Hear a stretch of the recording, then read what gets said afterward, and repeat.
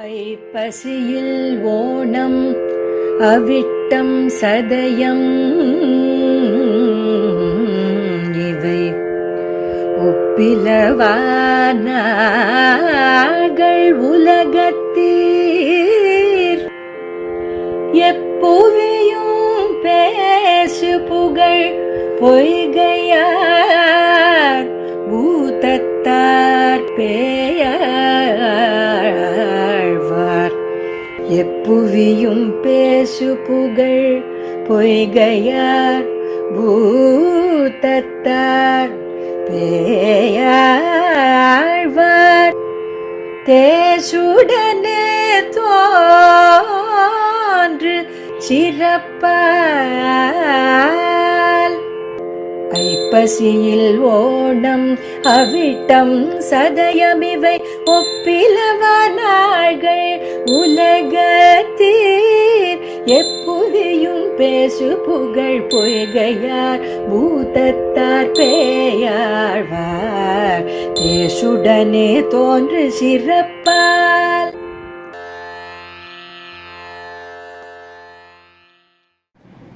श्रीशैलेशदयापात्रं धीभक्त्यादिगुणार्णवं यतीन्द्रप्रवणं वन्दे रम्यजामातरं मुनिं लक्ष्मीनाथसमारम्भां नाथयामनमध्यमाम् अस्मदाचार्यपर्यन्तां वन्दे गुरुपरम्परां यो नित्यम् अच्युतपदाम्बुजयुग्मरुक्मव्यामोहतस्तरतराणि तृणाय मेने अस्मद्गुरोर्भगवतोस्य दैकैकसिन्धो रामानुजस्य चरणौ शरणं प्रपद्ये मातापिता युवतयस्तनया विभूतिः सर्वं यदेव नियमेन मदन्वयानाम् आद्यस्य नः कुलपतेर्वकुलाभिरामं श्रीमत्तदङ्घ्रीवलं प्रणमामि मूर्धा भूतं सरश्च महदाह्विकभट्टनाथ श्रीभक्तिसार कुलशेखर योगिवाहान् भक्ताङ्घ्रिरेणुपरकालयतीन्द्रविश्रात् श्रीमत्पराङ्कुशमनिं प्रणतोऽस्मि नित्यम्.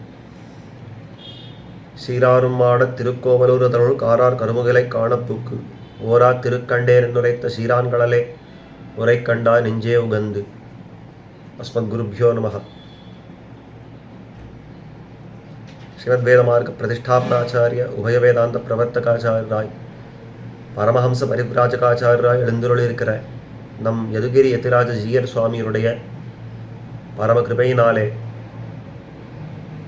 எம்ஓ பார்த்தசாரதி எங்கார் சேரிட்டிஸ் அந்த ட்ரஸ்ட்னாலே நடந்திருக்கக்கூடிய இந்த அற்புதமான இந்த உபன்யாச மாலை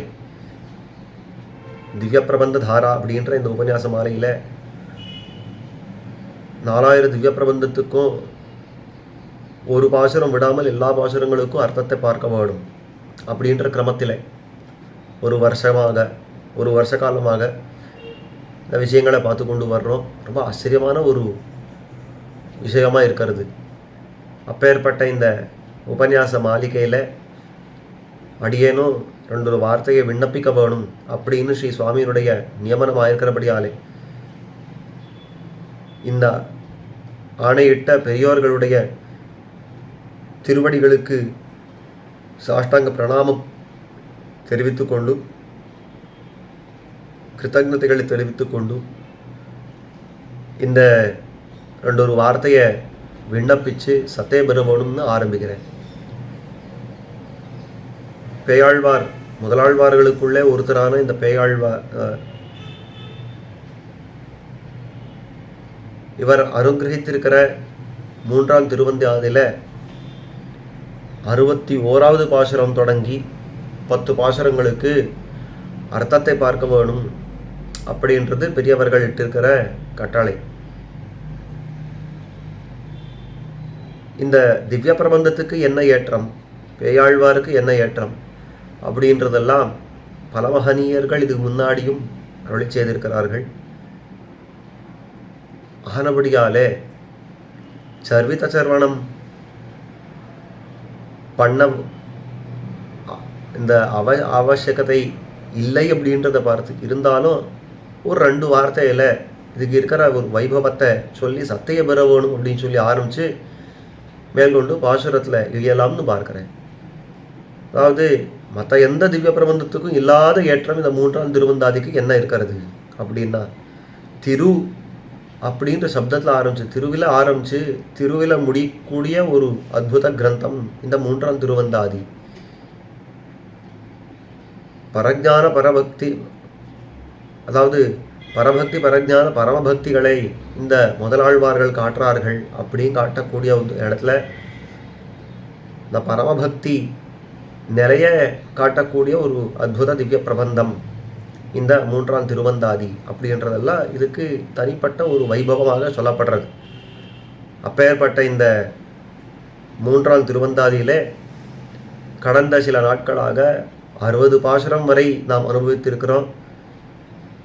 அந்த கடைசி பாசுரம், நாம் அனுபவித்த கடைசி பாசுரமானது பெத்தம் பிணமருதம் பேமுல மாச்சகடம் அப்படின்ற அந்த பாசுரத்தில் கடைசியாக என்ன சொன்னார் ஆழ்வார் அப்படின்னா, என்னுடைய பிரதிபந்தகங்களை போக்குறதெல்லாம் எம்பெருமானுடைய பாரமாக இருக்கிறத வழியா எனக்கு அதில் அன்வயம் கிடையாது அப்படின்னு சொன்னார். அப்படி தன்னுடைய பிரதிபந்தகங்களை போக்குறது அந்த பெருமாள் அப்படின்னு ஆனால் அப்போது இஷ்டத்தை கொடுக்கறது யார்? அதாவது ரட்சிக்கையாவது விரோதியை போக்குகையும் அபேட்சிதத்தை கொடுக்கையும் அப்படின்னு காட்டுறா பெரியவர்கள். அப்போ நமக்கு எது விரோதியோ அதை போக்கி நமக்கு அபேட்சிதத்தை கொடுக்கறது அந்த எம்பெருமான் தான். அந்த ஆனபடியால் தான் அவனுக்கு ரக்ஷகன்னு பேர். ரக்ஷணம் அப்படின்னா இது 2 விதமான ரக்ஷணம் உண்டு. அதில் 2 விதமான ரக்ஷணையும் அந்த எம்பெருமான் தான் பண்ணி கொடுக்குறான் அப்படின்னு பெரியவர்கள் காட்டுறான். அப்படி இருக்கையில் இங்கே ஆழ்வார் ஒரு வார்த்தை சொன்னார், என்னுடைய விரோதங்கள் எல்லாம் போக்குறவன் எம்பெருமான். அதுக்கு உதாரணங்களையும் காட்டினார் அப்படின்னு பார்த்தோமே. அப்போது இந்த இஷ்டத்தை யார் பிராபித்து கொடுக்குறான் அப்படின்னா அதே அடுத்த பாசுரத்தில், அதாவது 61ஆவது பாசுரத்தில் ரொம்ப ஆச்சரியமாக காட்டுறார். அந்த எம்பெருமான் தான் என்னுடைய இஷ்டத்தையும் பிராபித்து கொடுக்கறதுக்காக தான் திவ்ய தேசங்கள் தோறும் நிற்கிறான். முதல்ல இஷ்டம்னா என்ன அப்படின்றத பார்க்கணும். இதை அதாவது முமுட்சுப்படியில் பிள்ளலோகாச்சாரியர் ரொம்ப ஆச்சரியமாக விசாரித்து காட்டுறார். இஷ்டானிஷ்டங்கள் 2ம் சேத்தனர்கள் நின்ன நிலைக்கு ஈடாயிருக்கும். விரோதி அதே மாதிரி அபேட்சிதம் அப்படின்னு விரோதியை போக்குகையும் அபேட்சிதத்தை கொடுக்கையும் அப்படின்றது ரட்சணம் அப்படின்னா இவை 2ம் சேத்தனம் நின்ன நிலைக்கு ஈடாயிருக்கும் அப்படின்னு காட்டுறச்சே. எல்லாருக்கும் இஷ்டம் ஒரே மாதிரி இருக்காது, எல்லாருக்கும் பிரதிபந்தங்களும் ஒரே மாதிரி இருக்காது. யார் எந்த நிலையில் நிற்கிறாரோ அந்த நிலைக்கு தகுந்த மாதிரி தான் இஷ்டானிஷ்டங்கள் மாறும். அப்போது சம்சாரத்தில் இருக்கிறவர்களுக்கு எது இஷ்டமாக இருக்கிறது? அன்னபானாதிகள். எது அனிஷ்டமாக இருக்கிறதுனா சத்ரு பீடாதிகள். அதே மாதிரி இந்த முமுட்சுக்களுக்கு எது இஷ்டமாக இருக்கிறது அப்படின்னாக்கா பரமபத பிராப்தி. எது அனிஷ்டம்? சம்சார சம்பந்தம். முக்தர்களுக்கும் நித்தியர்களுக்கும் எது இஷ்டம் அப்படின்னாக்கா கைங்கரிய விருத்தி. எது அனிஷ்டம் அப்படின்னா கைங்கரிய ஹானி அப்படின்னு இந்த மாதிரி ஒருத்தருக்கும் ஒன்னொன்று இஷ்டம் அனிஷ்டம் அப்படின்னு சொல்லியிருக்காரு. இங்கே ஆழ்வாருக்கு எது இஷ்டமாக இருக்கிறது அப்படின்னா ஆழ்வாருக்கு எம்பெருமானை சேவித்து அந்த எம்பெருமானுக்கு சர்வதேச சர்வகால சர்வாவஸ்தைகளிலும் பண்ணக்கூடிய சகலவித கைங்கரியங்களும் அவருக்கு இஷ்டமாக இருக்கிறது. அப்போ அந்த மாதிரி அந்த எம்பெருமான் அந்த ஆழ்வாருடைய கைங்கரியத்தை கொள்கிற போது எப்படி கொண்டால் ஆழ்வாருக்கு இஷ்டமாக இருக்கிறதுனா எம்பெருமானுடைய ஆசைக்கு சேர அந்த கைங்கரியங்களை கொண்டா அவருக்கு இஷ்டமாக இருக்குது, ஆழ்வாருக்கு இஷ்டமாக இருக்கிறது. தனக்கேயாக என கொள்ளும் இதே அப்படின்றதெல்லாம் பார்க்குறோம். அப்போ அந்த மாதிரி பரார்த்தமான இந்த கைங்கரியத்தை பண்ணுறதா ஆழ்வாருக்கு இஷ்டம் அப்படின்னா அதை பிராபித்து கொடுக்கறதுக்காக அந்த எம்பெருமான் இந்த ஆழ்வாரை அனுபவிக்கிறதுக்காக பல திவ்ய தேசங்களில் வாசம் பண்ணினான். அதுதான் எம்பெருமான் பண்ணின ஒரு உபகாரம் அப்படின்றத காட்டுறார். அப்போ இஷ்டத்தை பிராபித்து கொடுக்கறதும் அவன்தான் அப்படின்றது தான் இந்த பாசுரம். 61ஆவது பாசுரம். பண்டெல்லாம் வேங்கடம் பார்க்கடல் வைகுந்தம் கொண்டங்குறைவார்க்கு கோயில் போல் வண்டு வளங்கிளரும் நீழ்சோலை வன்பூம் கடிகை இளங்குமரன் விண்ணகர் அப்படின்னு இளங்குமரன் தன் விண்ணகர் அப்படின்ற பாசுரத்தில் இளங்குமரன் அப்படின்னு அதாவது எம்பெருமானே காட்டி கொடுக்குறார். இளங்குமரன் அப்படின்னாக்கா இங்கே வைகுந்த குட்டன் அந்த எம்பெருமான் ஸ்ரீ வைகுண்டத்தில் நித்தியசூரிகளுக்கு அடங்கி நடக்கிறாரு. சேனாபதி ஆழ்வானுடைய திருப்பிரம்புக்கு கீழே, வைனத்தை ஆழ்வானுடைய திரு சிறகுக்கு கீழே இந்த மாதிரி அந்த வைகுந்த வானாட்டில் இந்த எம்பெருமான் நித்திய சூரிகளுக்கு அடங்கி நடக்கிறான் அப்படின்னு காட்டுறதே. அப்பேற்பட்ட அந்த இடத்துல அவன் எப்படி இருக்கிறான்? இளங்குமரனாக இருக்கிறான். நமக்கு தெரிஞ்ச பாஷையில் சொல்லணும்னா செல்வ பிள்ளையாக இருக்கிறான். ஏன் செல்வ பிள்ளைன்னா, இதோ பாருங்கோ, ஏததாம் இதராஜஸ் சாம்ராஜ்யம் சர்வதோமுகம் எத்திர சம்பத்குமாரோபி யுவராஜபதாஸ்பதம் அப்படின்னு மேல்கோட்டைக்கு ஒரு மங்களாசாசன ஸ்லோகம் உண்டோ இல்லையோ, அவன் அந்த மங்களாசாசனத்தை சொல்கிறச்சே என்ன காட்டுறது? யதிராஜஸ் சாம்ராஜ்யம், மேல்கோட்டைக்கே ஒரு தனிப்பட்ட ஒரு வைபவம். அந்த திருநாராயணபுரத்துக்கு தனிப்பட்ட வைபவம் என்னன்னா, அது எம்பெருமானோட சாம்ராஜ்யம் கிடையாது, அது யதிராஜ சாம்ராஜ்யம், எம்பெருமானாருடைய சாம்ராஜ்யம். அந்த சாம்ராஜ்யத்தில் யார் ராஜா? இவன் இன்னாருடைய ராஜ்யம் அப்படின்னா யார் ராஜா? அந்த வியக்தி தானே. அப்போ எம்பெருமானார் தானே இங்கே ராஜா. ஆமாம், யதிராஜ் சாம்ராஜ்யம் ஏததாம், அது நல்லா வளரட்டும் அப்படின்னு காட்டுறது. அங்கே என்ன வைபவம்னா, எத்திர சம்பத்குமாரோப்பி யுவராஜ பதாஸ்பதம், அந்த சம்பத்குமாரனும் யுவராஜாவாக இருக்கிறான் அப்படின்னு காட்டுறதே. அந்த மாதிரி எம்பெருமானாருக்கு தான் அடங்கினவன் அந்த சம்பத்குமாரன், செல்வ பிள்ளை அப்படின்னு அப்படி தானே பேர் பெற்றான். அந்த மாதிரி இந்த எம்பெருமான் என்ன இருக்கிறான்னா, இந்த இளங்குமரனாக இருக்கிறான். அந்த இளங்குமரன், அந்த வைகுந்த குட்டன் இருக்கானே, அவன் பண்டெல்லாம் வேங்கடம் பார்க்கடல் வைகுந்தம் கொண்டங் உறைவார்க்கு கோயில் போல் வண்டு வளங்கிளரும் நீழ்சோலை வன்பூம் கடிகை அப்படின்னு காட்டுறார். இதில் 2 விதமாக வியாக்கியானம் பண்ணி காட்டுறார். ஒன்று, வேங்கடம் பார்க்கடல் வைகுந்தம் அப்படின்னு முதல் எல்லாமே சேர்த்து சொல்லியிருக்கிறபடியாலே திருவேங்கடம் அப்படின்னாலேயே ஸ்ரீவைகுண்டத்தை சொல்கிறதுக்கு சமமாக சொல்கிறது அப்படின்னு முதல் வியாக்கியானம். அப்போது ஸ்ரீவைகுண்டத்துக்கு சமானமான திருவேங்கடத்துலையும் திருப்பார்கடல்லையும் ஸ்ரீவைகுண்டத்துலையும் அவன் முன்னாடியெல்லாம் வாசம் பண்ணியிருந்தான். இப்பொழுது வன்பூங்கடிகை அப்படின்னு வண்டு வளங்கிளரும் நீழ்சோலை வன்பூங்கடிகை அப்படின்னு இந்த மற்ற திவ்ய தேசங்களுக்கு அவன் அப்புறம் வந்து சேர்ந்து இருக்கிறான் அப்படின்னு முதல்ல ஒரு வியாக்கியானம் பண்ணி,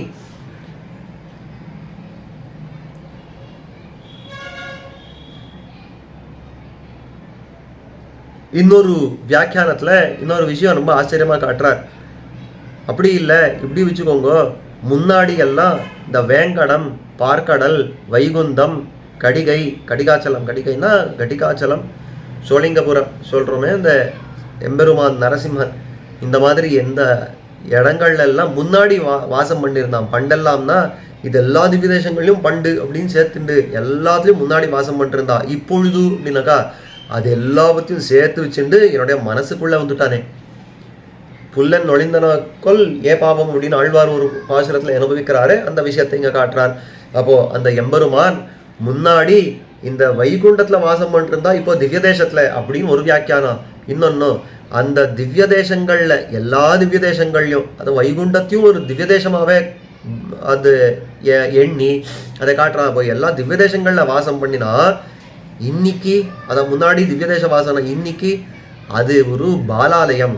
இந்த பக்தர்களுடைய மனசுக்குள்ள புகுறது, அந்த பக்தர்களுடைய மனசுல நித்தியவாசம் பண்றது தான் அவனுக்கு கோயில் அப்படின்னு காட்டுறான்.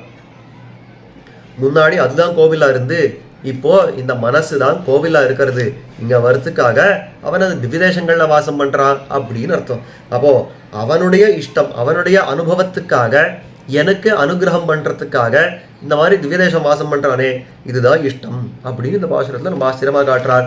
அது மேலே 62ஆம் பாசுரத்துல சொல்றார், அந்த ஆசிரித ரட்சணத்தை பண்றதுக்காக இந்த இடங்கள்ல நிற்கிறானே, இந்த இடங்கள்ல தான் ஆசையா வந்து நிற்கிறான் அப்படின்னு ரொம்ப ஆச்சரியமா காட்டுறார். அதாவது இந்த திவ்யதேசங்கள்ல ஏன் எம்பெருமான் ஆசைப்பட்டிருக்கிறான், இந்த திவ்யதேசங்களுக்கு என்ன பேர்? உகந்து அருளின நிலங்கள் அப்படின்னு தானே பேர் சொல்றா. அப்போ எம்பெருமான் தான் ஆசைப்பட்டு இந்த திவ்யதேசங்கள்ல வர்த்திக்கிறானே, எதனாலே? இது சம்சார மண்டலத்தில் இருக்கு, அழுக்கோட இருக்கு, இங்கெல்லாம் வாசம் பண்ணணுமா அப்படின்ற ஒரு ஜுகுப்சையும் கொள்ளாம எம்பெருமான் எதனாலே இந்த திவ்யதேசங்கள்ல தான் நித்தியவாசம் பண்றான் அப்படின்னா ரொம்ப ஆச்சரியமா காட்டுறான். இந்த நித்தியவாசம் பரமபதத்தை விட்டுட்டு இங்க வந்து நிக்கிறது வெறும் ஏதோ ஒரு தேசவாசத்தை பண்ணி மட்டும் நிற்கிறது, அந்த உத்தேசம் மட்டும் இல்லை. பரமபதத்தில் எனக்கு ரொம்ப ஆசை, ஏதோ போகிறது இவருடைய ஆசை தீக்கிறதுக்காக நான் இந்த திவ்ய தேசங்களில் வந்து நிற்கிறேன் அப்படின்னு எம்பெருமான் அந்த மாதிரி வந்து நிற்காம, ஏதோ பரமபதத்தில் இருக்கணும்னு இருக்கேன், நிஜமாவே நான் இருக்க வேண்டியது இந்த இடங்கள்ல தான் அப்படின்னு ஆசையோடு வந்து வர்த்திக்கிற இடம் தான் திவ்ய தேசங்கள் அப்படின்றத இந்த பாசுரத்தில் காட்டுறார். விண்ணகரம் வெக்கா விரிதிருநேர் வேங்கடம் மண்ணகரம் மாமாட வேளுக்கை மண்ணகத்த தேனார் திருவரங்க தென்குடந்தை தேனார் திருவரங்கன் தென்கோட்டி தன்குடங்கை நீரேத்தான் தாழ்வு அப்படின்ற இந்த 22ஆம் பாசுரத்தில், அதாவது விண்ணகரம் வெக்கா விரிதிருநீர் வேங்கடம், விண்ணகரம் திருவிண்ணகர் ஒப்பிலியப்பனுடைய சந்நிதி, வெக்கா திருவெக்கா வேகா சேது அப்படின்னு எம்பெருமான் சயனித்திருக்கிற அந்த யதோக்தகாரி சந்நிதி. அதே மாதிரி விரிதிருநீர் வேங்கடம், நல்ல அருவிகளெல்லாம் நன்னா பாயிற அந்த திருவேங்கடம். அந்த இடத்துல சொல்கிறச்சவே இந்த விரிதிருநீர் வேங்கடம்ன்றார, இந்த வேங்கடத்துக்கு ஒரு அடையாளம், ஒரு அடைமொழி இல்லாமல், ஒரு விசேஷனம் இல்லாமல் இவர் சொல்ல மாட்டாரே அப்படின்னு ரொம்ப ஆச்சரியமாக காட்டுறார் இந்த ஆச்சாரியர்கள், வியாக்கியானம் பண்ணுற ஆச்சாரியர்கள் எல்லாம் காட்டுறான். அப்போது இந்த வேங்கடம் அப்படின்னாலே இந்த ஆழ்வார்களுக்கு என்னவோ பண்ணுறது, அதுக்கு ஒரு விசேஷனம் இல்லாமல் அப்படி மொட்டையாக சொல்லிட மாட்டான். அப்படி விரிதிருநீர் வேங்கடம் மண்ணகரம் மாமாட வேளுக்கை. மண்ணகரம் அப்படின்னா இந்த பூலோகத்தில் இருக்கக்கூடிய வைகுந்த நகருக்கு நிகரான அந்த வைகுண்ட நகரம் அப்படின்னு சொல்லலாம்படியான மாமாட வேளுக்கை, பெரிய மாடங்களோட கூடியிருக்கிற இந்த வேளுக்கை திருவேளுக்கை திவ்ய தேசம். அது மேலே மண்ணகத்த தென்குடந்தை தேனார் திருவரங்கம் தென்கோட்டி, இந்த அதாவது இந்த பூமியில் இருக்கக்கூடியதான தென்குடந்தை ரொம்ப அழகியதான இந்த திருக்குடந்தை திவ்ய தேசம் என்ன, தேனார் திருவரங்கம், அந்த திருவரங்க திவ்ய தேசம் இருக்கிறதே அது சுற்றி சோலைகளோட கூடி இருக்கிறது. அங்கே இருக்கிற அந்த புஷ்பங்கள் எல்லாம் நன்னா தேனோட கூடி இருக்கிறது. அப்பேற்பட்ட அந்த தேனார் திருவரங்கம் தென்கோட்டி, அதாவது தட்சிண திக்கில் இருக்கக்கூடிய இந்த திருக்கோட்டியூர் அப்படின்ற இந்த திவ்ய தேசம். இதெல்லாம் உபலட்சணம்னு வச்சுக்கோங்க. அப்போ எத்தனை திவ்ய தேசங்கள் எல்லாம் இருக்கிறது. இந்த திவ்ய தேசங்கள் எல்லாம் என்னவா இருக்கிறதுனா தன்குடங்கை நீரேத்தான் தாழ்வு. தன்குடங்கை நீரேத்தான் அப்படின்னா வாமனாவதாரத்தை இங்கே ஸ்மரணம் பண்ணுறார். அந்த வாமனாவதாரத்தில் எம்பெருமான் பலி சக்கரவர்த்தி இடத்துல தான் யாசனம் பண்ணி போனார். அப்படி யாசனம் பண்ணி போகிறச்சே எதை யாசனித்தார் பெருமாள்? பலியினுடைய சொத்தை நீ கொடு, உன்னுடைய சொத்தில் ஒரு பங்கை கொடு அப்படின்னு கேட்டாரா? கிடையாது. தேவதைகளுடைய சொத்து அதை கொடு அப்படின்னு கேட்டாரா? கிடையாது. இத்தனைக்கும் எல்லா லோகங்களும் தன்னுடைய சொத்து. அப்படி தன்னுடைய சொத்தாக இருக்கிற இந்த லோகங்களை எல்லாம் திரும்பி கொடு அப்படின்னு யாச்சகம் பண்ணி தான் போனார் பெருமாள், கையேந்தினா போனார். அப்போது தன்னுடைய சொத்தை கேட்கணும் அப்படின்னா தான் யாச்சகனாக போனாலும் பரவாயில்ல, தன் சொத்து எப்படியான தனக்கு வேணும் அப்படின்னு இருக்கிற எம்பெருமான் இன்னைக்கு அதே காரியம் பண்ணத்தான் இந்த திவ்ய தேசங்கள் தோறும் நிற்கிறான் எம்பெருமான். என்னன்னா இந்த ஜீவாத்மாக்களெல்லாம் பார்த்து சொல்கிறாரா பெருமாள், நீங்களெல்லாம் என்னுடைய சொத்து வாங்கோ, உங்களே எனக்கு கொடுங்கோ அப்படின்னு கையேந்தி நிற்கிற இடங்கள் தான் திவ்ய தேசம் அப்படின்னு ரொம்ப ஆச்சரியமாக காட்டுறார். பிரசங்காத்து ஒரு விஷயம், திருவேளுக்கை அப்படின்ற திவ்ய தேசம் இருக்கிறது. அந்த திருவேளுக்கையில் இந்த ஆளறி எம்பெருமான் அற்புதமாக ஆஸ்தானம் கொண்டு இருக்கிறார். அந்த வேளுக்கை அப்படின்றதுக்கு என்ன அர்த்தம் அப்படின்னா, வேள் அப்படின்னா ஆசை, அந்த ஆசையோட இருக்கை எம்பெருமான் வந்து அமர்ந்த இடம் அப்படின்னு தான் அந்த திவ்யதேசத்துக்கே பேர்.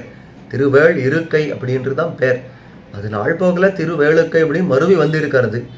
அதை சம்ஸ்கிருதம் படுத்தினால் காமேன ஆசிகா, ஆசையோட வந்து அமர்ந்த இடம் அப்படின்னு இருக்கிறபடியால் அதுக்கு காமாசிகா அப்படின்னு பேர். வேதாந்தாச்சாரியர் இந்த காமாசிகா அஷ்டகம்லாம் பாடுறாரு. அப்போ காமாசிகான்னு என்ன அர்த்தம்? காமாசிகா நரஹரி அப்படின்னு சொல்கிறோம். அந்த எம்பெருமானுக்கு ஏன் அந்த பேர் வந்ததுன்னா ஆசையோடு வந்து அமர்ந்த இடம் அப்படின்னு சொல்கிறோமே. அப்போ ஆசையோடு வந்து அமர்றதுக்கு என்ன காரணம்?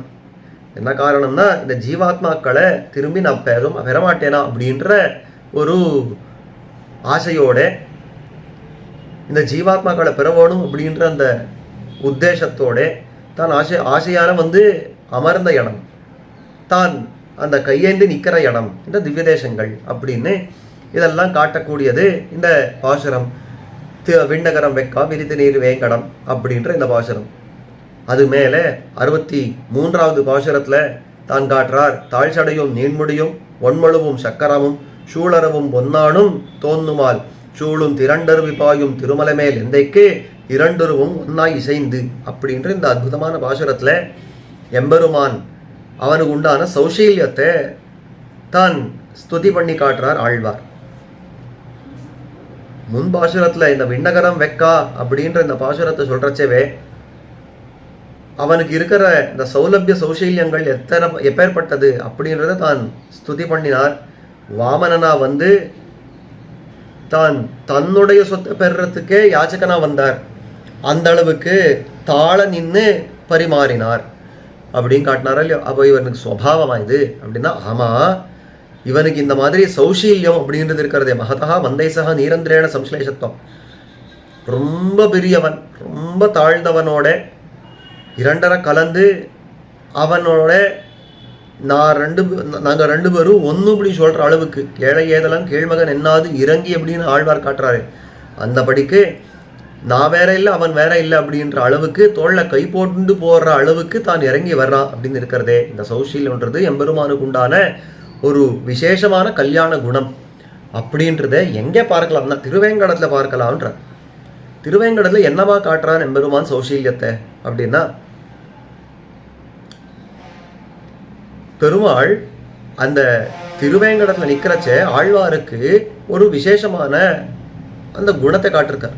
திவ்யதேசங்கள்லேயே எம்பெருமான் சாமானியமாக நின்னாலேயே ஆழ்வார்களுக்கு ஒரு குணங்களை காட்டிருக்கார். அந்த குணங்களை நாம் அனுபவிக்கணும் அப்படின்றது தான் நம்முடைய ஆச்சார்கள் திருவுள்ளத்தில் பற்றி இருக்கும் நாள் உகந்துள்ள நிலங்களிலே பிரபலனாய் குணானுபவ கைங்கரியங்களை பொழுதுபோக்காகும் அப்படின்னு சூத்திரம் விட்டிருக்கார்.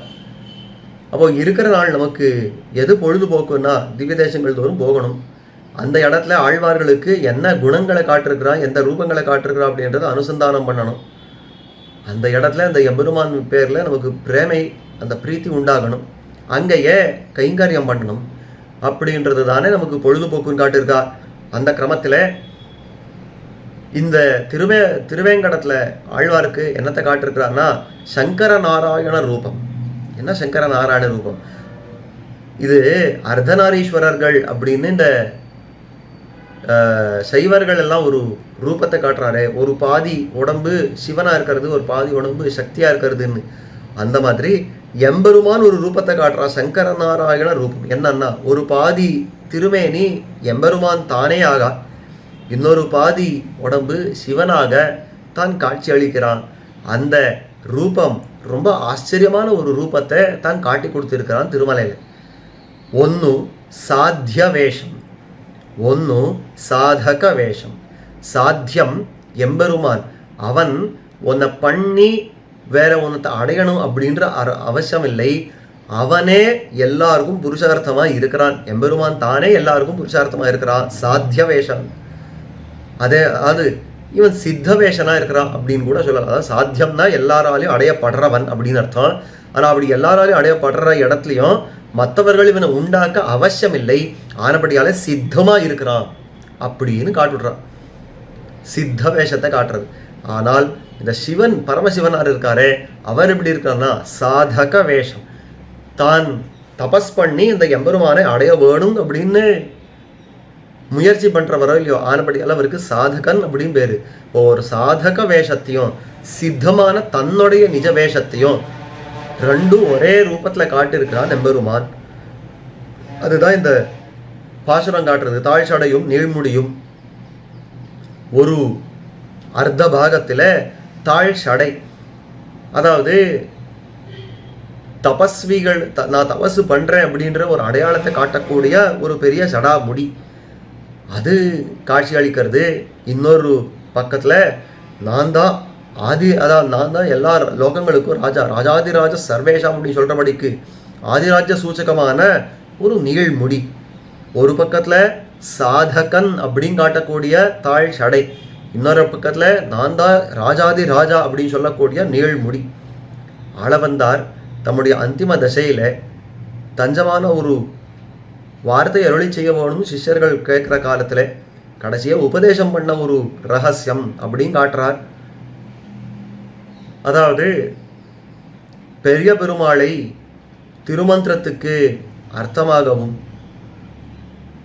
தேவப்பெருமாளை துவயத்துக்கு அர்த்தமாகவும் திருவேங்கடமுடையானை சர்மஸ்லோகத்துக்கு அர்த்தமாகவும் நினைத்திருங்கோள் அப்படின்னு அவர் காட்டியிருக்கார். எதனால் அப்படி காட்டினார்னா, திருமந்திரத்துக்கு என்ன அர்த்தம்? எம்பெருமான் தான் சுவாமி, நாம் சேஷபூதர்கள் அப்படின்னு சொல்கிறதோ இல்லையோ. அப்போ அந்த ஆகார வாட்சனான எம்பெருமான் அவன் தான் எல்லாருக்கும் சுவாமியாக இருக்கிறான், அவன் தான் எல்லாருக்கும் சேஷியாக இருக்கிறான்றதை இந்த பெரிய பெருமாளை பார்த்தா நமக்கு எப்படி தெரியும்னா, ஒரு திருக்கையை தன்னுடைய திருவபிஷேகத்தை காட்டுறாரோ இல்லை பெருமாள். என்னுடைய திருவபிஷேகத்தை பாருங்கோ, என்னுடைய முடிய பாருங்கோ, அந்த நீண்முடி எங்கே இருக்கிறதோ, விஸ்வாதிராஜ்ய பரிபர்கமான பூண்டன்மாலை தன்துளாயும் பொன் முடியும் அப்படின்னு காட்டுறபடிக்கு அந்த நீள்முடி இருக்கிறதே, அது பார்த்தாலே நான் தான் ராஜா, நான் தான் சுவாமி அப்படின்றது அங்கே காட்டப்படுறது. ஆனால் இந்த பரமசிவனாருக்கு அந்த தாழ் சடை என்ன சொல்கிறதுன்னா, நான் தான் சாதகன், நான் தான் எம்பெருமானை குறித்து தபஸு பண்ணணும் அப்படின்றத இது காட்டி கொடுக்கறது. அப்படின்றபடியில் தாழ் சடையும் நீழ்முடியும் ஒன் மழுவும் சக்கரம். ஒரு பக்கத்தில் இந்த சாதக வேஷத்தை முதல்ல சொல்கிற சித்த வேஷத்தை அடுத்தடுத்து சொல்லிட்டு வரார். அதில் ஒரு பக்கத்தில் இந்த தாழ் சடை நீண்முடி சொல்லியாச்சு, இன்னொன்று சொல்கிறா ஒன் மழு சக்கரம். இவ பிடிச்சிட்டு இருக்கிற ஆயுதம் எப்படி இருக்கிறது அப்படின்னா, ஒன்றும் ஹிம்சிக்கிற ஒரு மழு, ஒரு கோடரி, அது எல்லாரையும் ஹிம்சை பண்ணணும் அப்படின்னா பிடிச்சிட்டு இருக்கிறதா இருக்கிறது. ஆனால் இந்த சக்கரத்தாழ்வார் பிடிச்சிட்டு இருக்காரு பெருமாள், அந்த சக்கரம் இப்படி இருக்கிறதுனா எல்லாருக்கும் அனுகிரகம் பண்ணணும் அப்படின்றபடியாலேயே அதை பிடிச்சிட்டு இருக்காரு அந்த சக்கரத்தை. அதே மாதிரி சூழரவும் பொன்னானும் ஒரு பக்கத்தில் யானா கழுத்தில் சுத்தின்னு இருக்கிற ஒரு பாம்பாக இருக்கிறது. அந்த உடம்பு முழுக்க தான் பாம்பாக சுத்தின்னு உட்காண்டிருக்கார் இந்த சாதக வேஷத்தோட. இன்னொரு இடத்துல பார்த்தா தன்னுடைய இடுப்பில் கட்டிருக்கிற இந்த பொன்னரை நாள் அப்படின்னு காட்டாரே. அப்போ இந்த பொன்னானும் அப்படின்னு தான் அந்த சுவாமித்துவ சூச்சகமாக இருக்கிற அந்த அரைநாள் அந்த கயிறை காட்டுறார். அதே மாதிரி தோன்முமால் சூழும் திரண்டருவை பாயும் திருமலை மேல் எந்தைக்கு இரண்டுருவும் ஒன்னாய் சேர்ந்து அப்படின்னு இந்த அதாவது சாதக வேஷம் சித்த வேஷம் இது ரெண்டும் இதை சொல்கிறச்சேவே இது சேர்த்தியாக இருக்கிறதே, இது ரெண்டும் சேராதபடி இருக்கிறதே ஏதோ பார்க்குறதுக்கே நன்னா இல்லையே அப்படின்னு நமக்கு தோணும். ஆனால் அந்த மாதிரி ஏதானோ அப்படி காட்டினாரான்னா ஆழ்வார் சொல்கிறார், இல்லை நானும் அப்படி தான் நினச்சிட்டேன், ஆனால் அப்படி இல்லையே, இது என்ன ரொம்ப ஆச்சரியமாக இருக்கிறதே, ரெண்டும் ரொம்ப பொருத்தமாக இருக்கிற மாதிரி என்ன அவன் சேவை சாதிக்கிறான் அப்படின்னு காட்டுறார். இரண்டுருவும் ஒன்றாய் சேர்ந்து என்னுடைய எம்பெருமானுக்கு, அந்த திருமலை மேல் இருக்கிற அந்த எம்பெருமானுக்கு இது ரெண்டு ரூபமும் ஒரு ஒன்றா இருக்கிறது ரொம்ப ஆச்சரியமாக இருக்கிறதே தோன்றும் ஆள் அப்படின்னு ஆச்சரியம் வேற படுறார் ஆழ்வார். இந்த இடத்துல ஒன்றும் நாம் தெரிஞ்சுக்கணும். இதை சொன்ன உடனே ஒருத்தர் சொன்னார், ஆஹா பார்த்தீரா, அப்போ ஆழ்வாரே ஒத்துண்டார், இந்த திருமலை மேலே இருக்கிற எம்பெருமான் விஷ்ணு இல்லை, அவன் சிவனும் சேர்ந்தவன். முதல்ல ருத்ரன் அப்படின்னார், இல்லை அவர் அதாவது முருகன் அப்படின்னார், இல்லை அது விஷ்ணு அப்படின்னார், இந்த மாதிரி அது சக்தி தேவதை அப்படின்னார். இந்த மாதிரி பல தேவதைகளாக அந்த எம்பெருமானை அந்தந்த கொள்கையை கொண்டிருக்கிறவாளெல்லாம் சொல்லிட்டே போனாலும் இல்லையோ, அங்கே தான் ஆழ்வார் காட்டுறார். இந்த பாசுரத்தை சொன்ன உடனே தாழ்சடையும் நீண்முடியும் ஒன்முடமும் சக்கரமும் அப்படின்னு இந்த பாசுரம் சொன்ன உடனே எல்லாரும் ரொம்ப சந்தோஷமாக சொன்னா, ஆஹா ஆழ்வாரே ஒத்துண்டார், இந்த சிவரூபத்தை காட்டுறார் அப்படின்னுட்டு. இல்லை நம்ம பெரியவர்கள் காட்டுற விஷயம் ரொம்ப ஆச்சரியமாக காட்டுறார். இல்லை இது சிவரூபம் எல்லாம் இங்கே காட்டலை, திருவேங்கடமுடையான் பூர்ணமாக விஷ்ணு ரூபத்தோடையே காட்சி அளிக்கிறார்.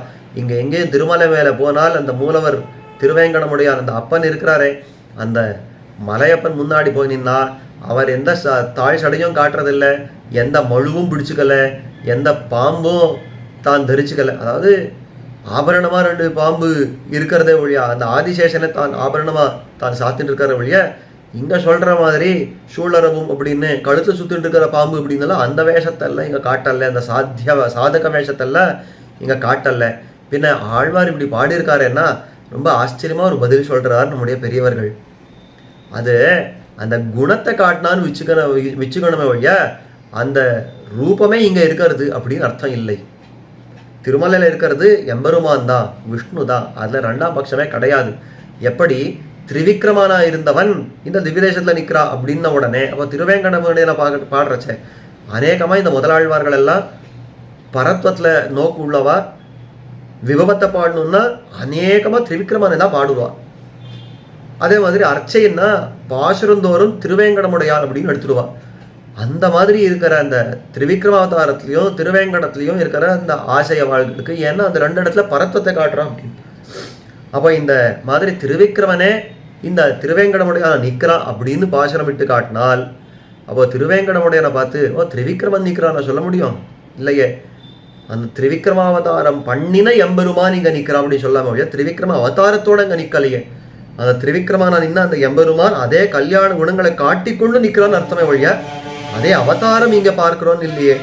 அந்த மாதிரி தான் இந்த சங்கர நாராயண ரூபமும் கூட அந்த 2ம் தன்னுடைய ஒரு திருமேனியில காட்டி கொடுத்தான் அப்படின்ற அந்த கல்யாண குணம், அந்த சௌசீல்யத்தை காட்டிக்கொண்டு இந்த திருவேங்கடத்தில் நிற்கிறான் அப்படின்னு அர்த்தமே ஒழிய, இந்த திருவேங்கடத்திலேயே இந்த சிவனை பார்த்துள்ளான்னு அர்த்தம் கிடையாது அப்படின்றத பரமஸ்பஷ்டமாக எடுத்து காட்டுறான் நம்முடைய ஆச்சாரியர்கள். அந்த பாசுரத்தில் தாழ்ச்சடையும் நீழ்முடியும் அப்படின்ற பாசுரத்தில். அது மேலே 64வது பாசுரத்தில், அதாவது இத்தனை தூரத்துக்கு இந்த கல்யாண குணங்கள் எல்லாம் காட்டிக்கொண்டு தான் இந்த திவ்ய தேசங்களில் வர்த்திக்கிறானே,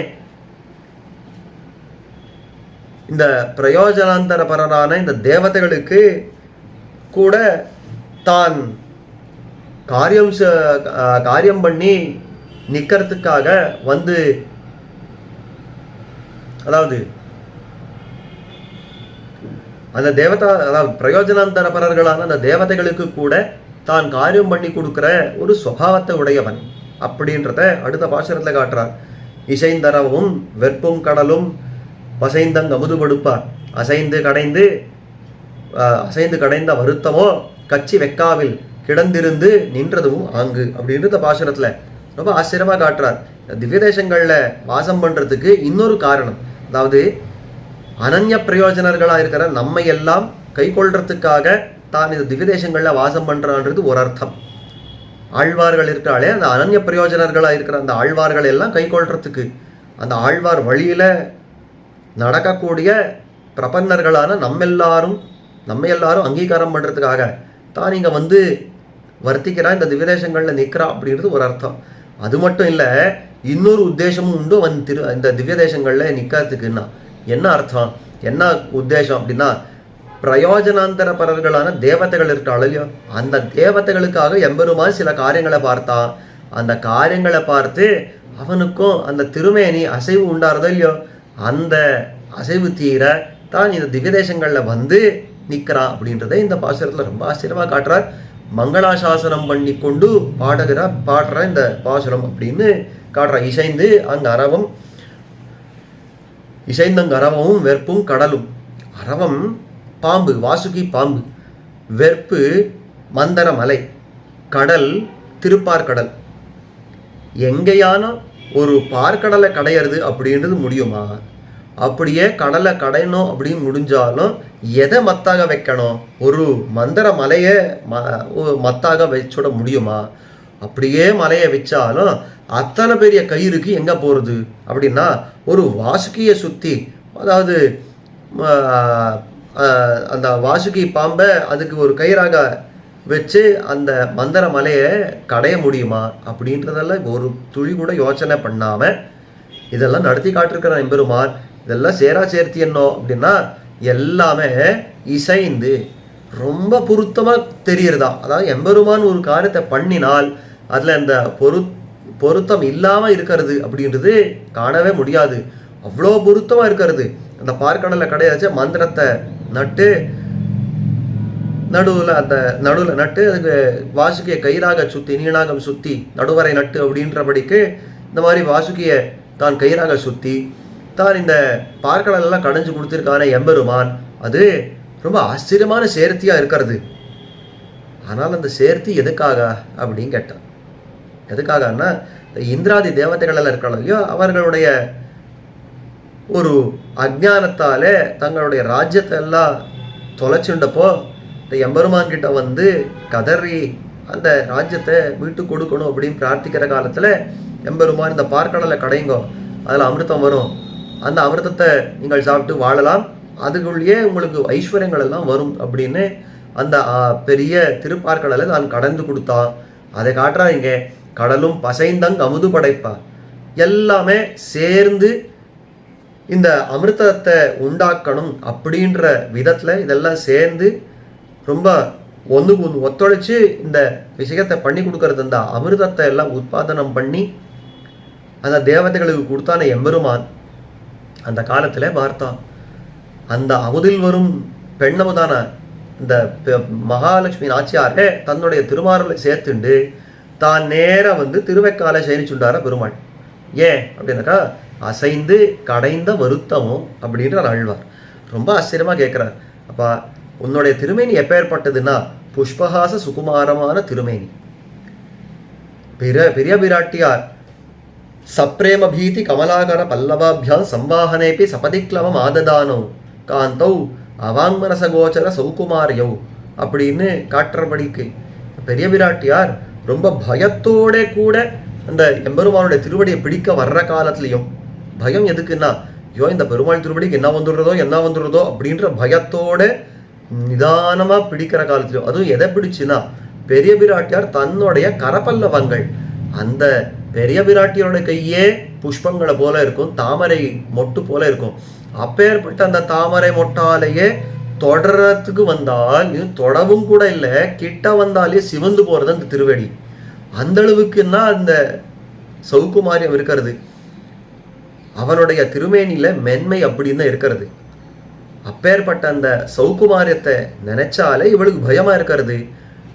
அந்த மாதிரி இந்த சம்வாகனம் பண்றச்சேவும் அதை பிடிச்சு விடுறச்சேவும் சபதிக்லவம் ஆததானம் அப்படி பெரிய பிராட்டியார் திருக்கை படுறதே பொறுக்கல்ல இந்த திருவடிக்கு அப்படின்ற ஒரு சௌகுமாரியம் இருந்தால், ஆழ்வார் கேட்கிறார் அப்பேற்பட்ட திருமேனியை வச்சு இவெல்லாம் பார்க்கடல் கழிஞ்சிருக்காளே என்ன வந்தது இந்த தேவதைகளுக்கு.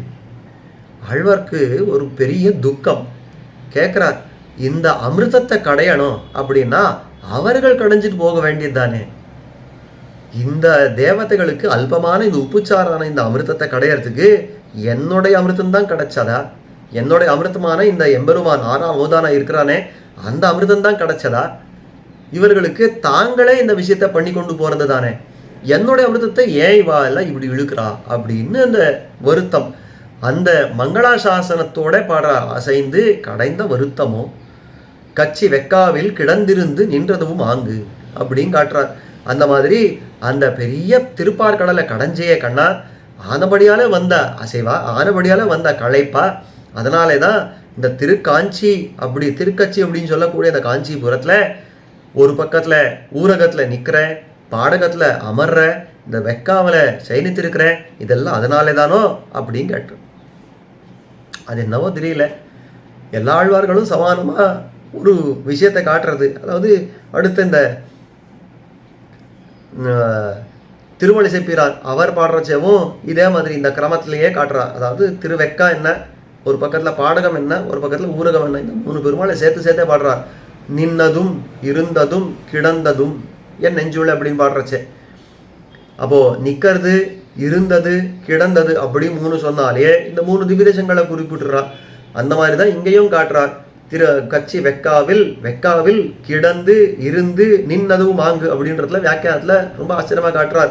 கிடந்து திருவெக்காவில் தான் யதோக்தகாரியா சயனித்திருக்கிறான், இருந்துன்னா பாடகத்தில் தான் அமர்ந்திருக்கிறான் பாண்டவ தூதனாக, நின்னதுவும் அப்படின்னு ஊரகத்தில் தான் திருவிக்கிரம பெருமாளாக நிற்கிறான். இந்த மாதிரியெல்லாம் நின்னது எதுக்கு அப்படின்னாக்கா அன்னைக்கு பார்க்கடல் கடந்த அசைவோ இந்த மாதிரி நிற்கிறையே. இதே மாதிரி முன்னாடியும் ஒரு பாசுரத்தை பார்த்துருக்குறோமே, அந்நிவ்வுலகம் வளர்ந்த அசவேகோல் இன்னிருந்து வேளுக்கை நீழ்நகர்வாய் அப்படின்னு திரிவிக்ரமாவதாரத்தில் அந்த லோகங்களெல்லாம் நடந்த அசைவோ இந்த மாதிரி வேளுக்கையில் வந்து நீ அமர்ந்திருக்கிறது அப்படின்னு அங்கே காட்டிருக்காரு. அதே விஷயந்தான் இங்கேயும் தான் காட்டுறார். கச்சி வெக்காவில் கிடந்திருந்து நின்னதும் ஆங்கு அப்படின்னு அந்த மங்களாசாசன ரீதியில் இந்த பாசுரத்தை காட்டுறார். அதுக்கு அடுத்தது 65ஆம் பாட்டில் அந்த அமிர்தம் பண்ணின ஆயாசம் மாத்திரம் இல்லை, இன்னும் தன்னுடைய பக்தர்களுக்காக எத்தனை காரியங்கள் பண்ணியிருக்கான் தெரியுமா. தான் அவதாரங்கள் எல்லாம் எடுத்திருக்கிறான், விபவாவதாரங்கள் எல்லாம் எடுத்திருக்கிறான். ஒரு பெத்தவளுக்கு தன்னுடைய குழந்தை ஒரு சின்ன காரியம் பண்ணாலும் ஐயோ என்னுடைய குழந்தை என்னமா பண்ணிது தெரியுமா, எத்தனை காரியம் பண்ணிது தெரியுமா அப்படின்வா. அந்த மாதிரி ஆழ்வார் பார்த்து அந்த எம்பெருமான் பண்ணின ஒவ்வொரு காரியத்தையும் தான் பட்டியலிட்டு இத்தனை காரியங்கள் பண்ணியிருக்கிறான், இத்தனை காரியங்கள் பண்ணியிருக்கான் எம்பெருமான் அப்படின்னு ரொம்ப ஆச்சரியமா சொல்றதுக்கு என்ன காரணம்னா அந்த அளவுக்கு பொங்கும் பரிவோ இல்லையோ. அப்போ அந்த பரிவோட அந்த மங்களாசாசன பரத்தையோட தான் காட்டக்கூடிய ஒரு அற்புதமான பாசுரம். அங்கற் கிடறின்னி அந்தி பொழுதத்து மங்க விரணயன தாகத்தை பொங்கி அறிவுருவாய் பிளந்த அம்மானவனே கரியுருவம் கொம்போசித்தான் காய்ந்து அப்படின்னு இந்த நரசிம்மாவதாரத்தை இங்க ஸ்மரணம் பண்றான். நரசிம்மாவதாரம் எல்லாருக்கும் தெரியவே தெரியும். ஸ்ரீ சுவாமி ஸ்ரீ ஜீர சுவாமி அவர் சொல்லக்கூடிய ஒரு அற்புதமான வார்த்தை அப்படி என் கேட்டிருக்கிறது. நரசிம்மாவதாரத்தில் விசேஷமான ஒரு பரிவுண்டு, ஸ்ரீ மடத்தினுடைய ஆராத்திய மூர்த்தியும் அப்படின்னு இருக்கிறபடியாலே. அதாவது பாகவதத்தில் 2 அவதாரங்கள் ஒப்பிட்டு பார்த்தோமையானால் எது ஒசத்தி அப்படின்னு பார்த்தோமையானால், ஒன்றும் ஒரு பக்கத்தில் கிருஷ்ணாவதாரம், ஒரு பக்கத்தில் நரசிம்மாவதாரம். 2த்துல எது பெருசுன்னா, இது எது பெருசு அப்படின்ற போட்டிக்கெல்லாம் நாம் போக வேண்டாம், வேதவியாசரை இதுக்கு பதில் கொடுத்துட்டார் அப்படின்றார் சுவாமி. எப்படி சுவாமி வேதவியாசர் என்ன பதில் கொடுத்தா, என்ன முடிவு சொன்னார் அப்படின்னா, கிருஷ்ணாவதாரத்தை சொல்கிறச்சே தம் அத்புதம் பாலகம் அம்புஜேக்ஷணம் அப்படின்னு அந்த எம்பெருமானை காட்டுறச்சே அத்புதம் பாலகம் அப்படின்றார். அந்த எம்பெருமான் பாலகனா வந்தானே, ஒரு சின்ன குழந்தைய வந்தானே, அப்போது அத்புத ரூபத்தில் வந்தான். என்ன அத்புத ரூபம்னா, சங்க சக்கரங்கள் எல்லாம் பிடிச்சிண்டு ஸ்ரீவத்ச லக்ஷ்மம் சோபி கௌஸ்துபம் அப்படின்னு எல்லா லட்சணங்களோட தான் வந்து பிறந்தான் அப்படின்னெல்லாம் இருக்கிறது. எல்லா ஆபரணங்களோட எல்லா ஆயுதங்களோட தான் வந்து பிறந்தான் அப்படியெல்லாம் காட்டுறது. அத்புதம் பாலகம் 4 தோள்களோட வந்து பிறந்தான். சதுர்புஜம் சங்க கதாயுதாயுதம் அப்படின்னு எல்லாம் காட்டுறச்சே இந்த விஷயங்களை காட்டுறான். அப்போ இந்த மாதிரியெல்லாம் ஊரில் ஒரு குழந்தை பிறந்து பார்த்ததே இல்லை. கண்ணன் கிருஷ்ணாவதாரமே அத்புதம் அப்படின்னு பார்த்தான். இந்த மாதிரி முன்னாடி ஒரு குழந்தை பிறந்து பார்த்ததில்லை, இப்போ பிறந்திருக்கிறான் அப்படின்னா அத்புதம் அப்படின்னு சொல்லக்கூடியவர் நரசிம்ம அவதாரத்தை எப்படி சொல்லியிருப்பார் அப்படின்னா, அதுக்கு தான் ஒரு அற்புதமான ஒரு ஸ்லோகம் காட்டப்படுறது பாகவதத்தில்.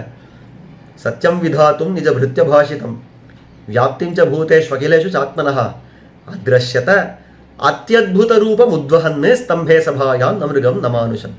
பக்கம் முதல்ல 4 திருத்தோள்களோட கூடியிருக்கிறான்னா குறைஞ்சபட்சம் மனுஷ ரூபம் அப்படின்னாலும் சொல்லலாம். ஆனால் இந்த எம்பெருமான் நரசிம்மனா வந்தானே, என்னன்னு வர்ணிக்கிறது, அத்தியுத ரூபம் உத்வஹன்.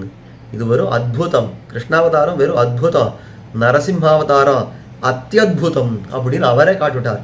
ஏன் அப்படின்னா, ந மிருகம் ந மானுஷம். இந்த பக்கம் நரம் மிருகம், அதாவது ஒரு பக்கத்தில் மிருகமாகவும் இல்லை, ஒரு பக்கத்தில் மனுஷனாகவும் இல்லை, நரங்கலந்த சிங்கமாக தான் அவதரித்தானே. அதிருஷ்யத அத்தியுத ரூபம் உத்வஹன்னு. இது முன்னாடி பார்த்ததே கிடையாது, அதை காட்டுறது. ஸ்தம்பேர சபாயா நமிருகம், அதாவது சத்தியம் விதாத்து நிஜ விருத்திபாஷம் வியாப்திம் ச பூதேஷு அகிலேஷு சாத்மனஹ அதிருஷ்யத அத்தியுத ரூபமுத்வஹன்னு ஸ்தம்பே சபாயா. அந்த முன்னாடி பார்த்திருக்காத ஒரு ரூபத்தை இப்போ பார்த்தா, இது எங்கேயும் யாரும் தெரியாத ஒரு ரூபம், ஒரு மிருகமும் இல்லை, ஒரு மனுஷனாகவும் இல்லை, நரசிம்மனா தான் அவதரித்தார் அப்படின்னு காட்டுறது. அப்பேற்பட்ட அந்த அவதாரம் எதற்காக அப்படின்னாக்கா, அதுதான் இங்கே பாசுரத்தில் காட்டுறான். அங்கற் கிடறின்னி அந்தி பொழுதத்து. அந்த பிரஹ்லாதாழ்வான் பக்கத்தில் ஹிரண்யகசிபு பட்ட அபச்சாரம், அதுதான் காரணம். ஈஸ்வரன் அவதாரம் செய்து அந்த செய்த ஆணை தொழில்கள் எல்லாம் இருக்கிறதோ இல்லையோ, அவன் ராமனா வந்தான், கிருஷ்ணனா வந்தான், நரசிம்மனா வந்தான், அவன் பண்ணதெல்லாம் ஆணை தொழில்கள், ரொம்ப பெரிய பெரிய காரியங்கள், சாகசங்கள். இந்த மாதிரி ஆணை தொழில்கள் எல்லாம் எதனாலே பண்ணினான் அப்படின்னாக்கா, பாகவதாபச்சாரம் பொறாமையாலே. பாகவதர்களிடத்துல தான் அபச்சாரம் பட்டிருக்கிற அந்த துஷ்டர்கள் இருக்காளே, அவர்கள் எல்லாம் விட்டு வைக்கக்கூடாது அப்படின்றபடியாலே அதுதான் காரணம் அப்படின்றத நஞ்சியர் சாதிக்கிறான். நஞ்சியர் அப்படிதான் சொல்லுவாராம். அப்போ பாகவத அவதாரம் பண்ணின இடங்கள்ல அந்த அபச்சாரம் பண்ணினவர்களை விட்டு வைக்கக்கூடாது அப்படின்றபடியால தான் ஈஸ்வரன் அவதரித்து செய்த ஆணி தொழில்கள் எல்லாம் நடந்திருக்கிறது.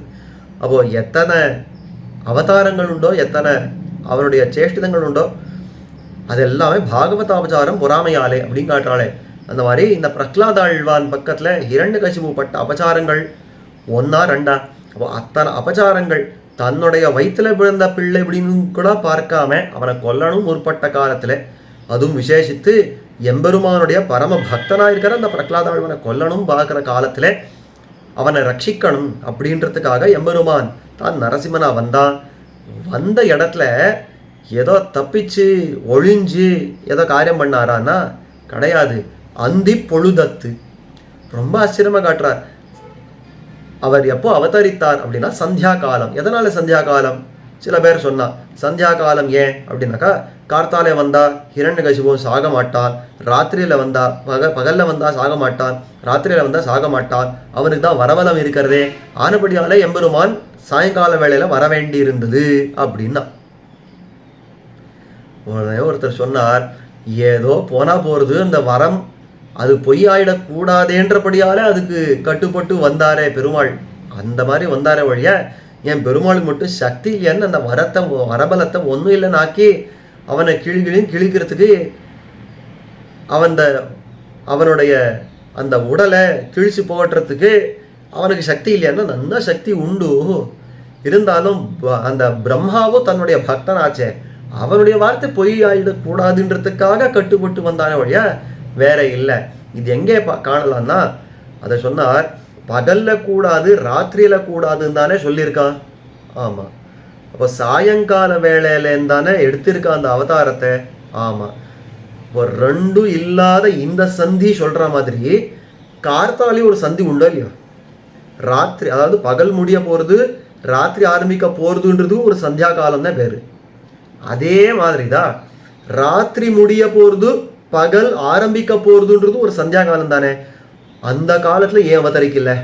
அப்போ அவதரிச்சிருந்தாலும் அந்த வரம் சொன்னபடிக்க பறிச்சிருக்குமே. பண்ணலை பெருமாள். இத்தனைக்கும் பரம சாத்விகமான காலம் அந்த இடத்துல அவதாரம் பண்ணியிருந்தா இன்னும் ஸ்ரேயஸ்கரமாக இருந்திருக்குமேனா நாம் அந்த மாதிரி சொல்ல. ஆனால் எம்பெருமான் வேணும்னு அந்த காலத்தில் அவதாரம் பண்ணாமல் சாயங்காலத்தில் தான் அவதரிச்சிருக்கிறான். ஒரு அதாவது அந்தியம் போதில் அறியுருவாகின்னு சாயங்காலத்தில் தான் அவதரிச்சிருக்கிறான். அந்த சந்தியா காலம் சாயம் சந்தியை தான் தேர்ந்தெடுத்திருக்கார் பெருமாள், பிராத சந்தியை எடுக்கல. ஏன் அப்படின்னா ரொம்ப ஆச்சரியமாக காட்டுறார் நம்முடைய ஆச்சாரியர்கள். அசுரனுக்கு எப்போ பலமோ அப்போ போய் அடித்தாதான் தன்னுடைய அந்த பெருமை தெரியும். கார்த்தால வேளை, அதாவது பகல் வேளையில் அசுரர்களுக்கு பலம் கம்மி, ராத்திரி வேளையில் ரொம்ப ஜாஸ்தி, அவர்களுக்கு பலம் ரொம்ப அதிகமாக போயிடும். அப்போது பகல் ஆரம்பிக்கிற நேரம், ராத்திரி முடிஞ்சுடுத்து பகல் ஆரம்பிக்கிற நேரம் அப்படின்னா அந்த சந்தியில் எப்படி இருக்கும்னா அசுரர்களுக்கு எல்லாம் பலங்களெல்லாம் குறைஞ்சு போயிருக்கும். அந்த போதில் போய் 2 தட்டு தட்டினா பெருமாளுக்கு பெருமைன்னு யாரும் சொல்லவே மாட்டான்.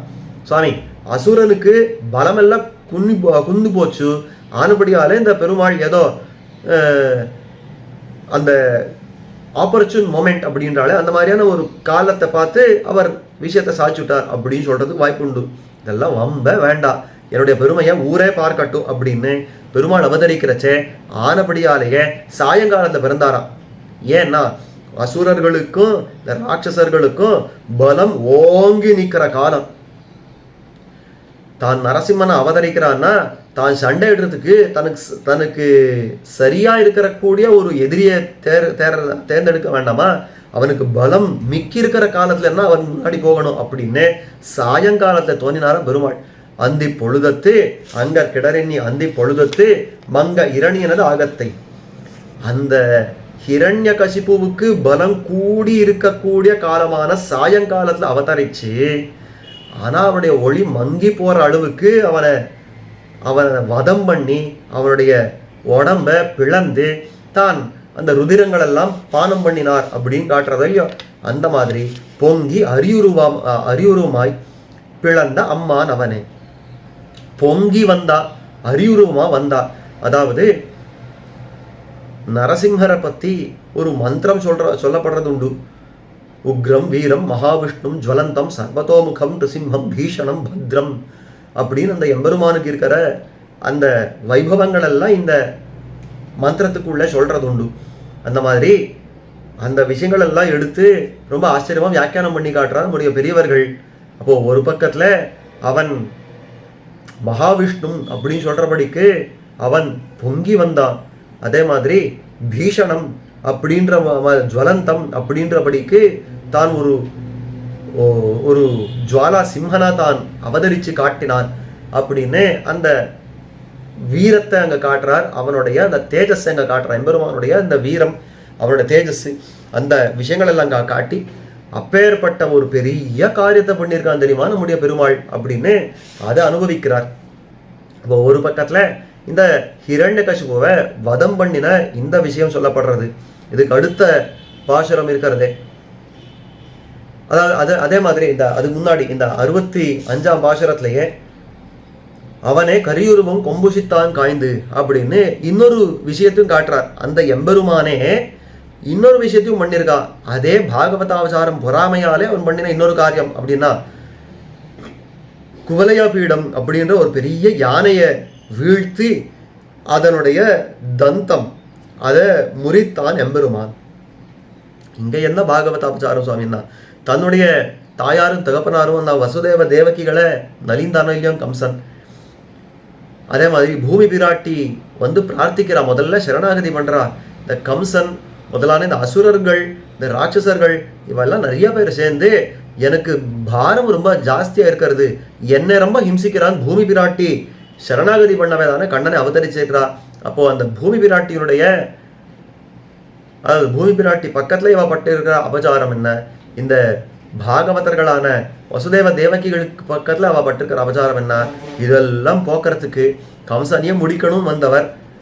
அதுக்கு முன்னாடி கம்சனுக்கு முன்னாடி நின்று இருந்த அந்த குவலையா பீடம் அப்படின்றத துவம்சம் பண்ணினார், மல்லர்களை எல்லாம் நிரசனம் பண்ணினார் அப்படின்றதெல்லாம் பார்க்குறோம்.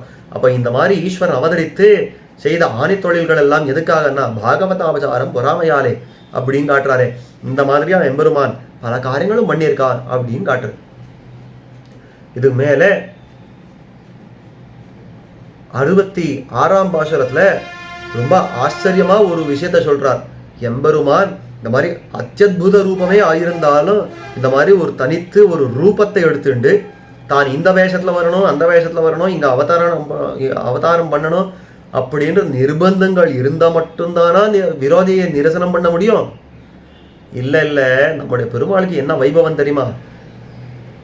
வெளியில ஒரு சிந்தனையும் இல்லாம தன் பாட்டுக்கு சயனித்திருக்கிற போதும், தன் பாட்டுக்கு தான் தூங்கி இருக்கிற போதும் கூட விரோதிகள் தன்னடைய வந்து உயிரை விட்டுடுறா. அதுதான் நம்ம பெருமாளுக்கு இருக்கிற வைபவம் அப்படின்னு ரொம்ப ஆச்சரியமா காட்டுறார் இந்த பாசுரத்துல.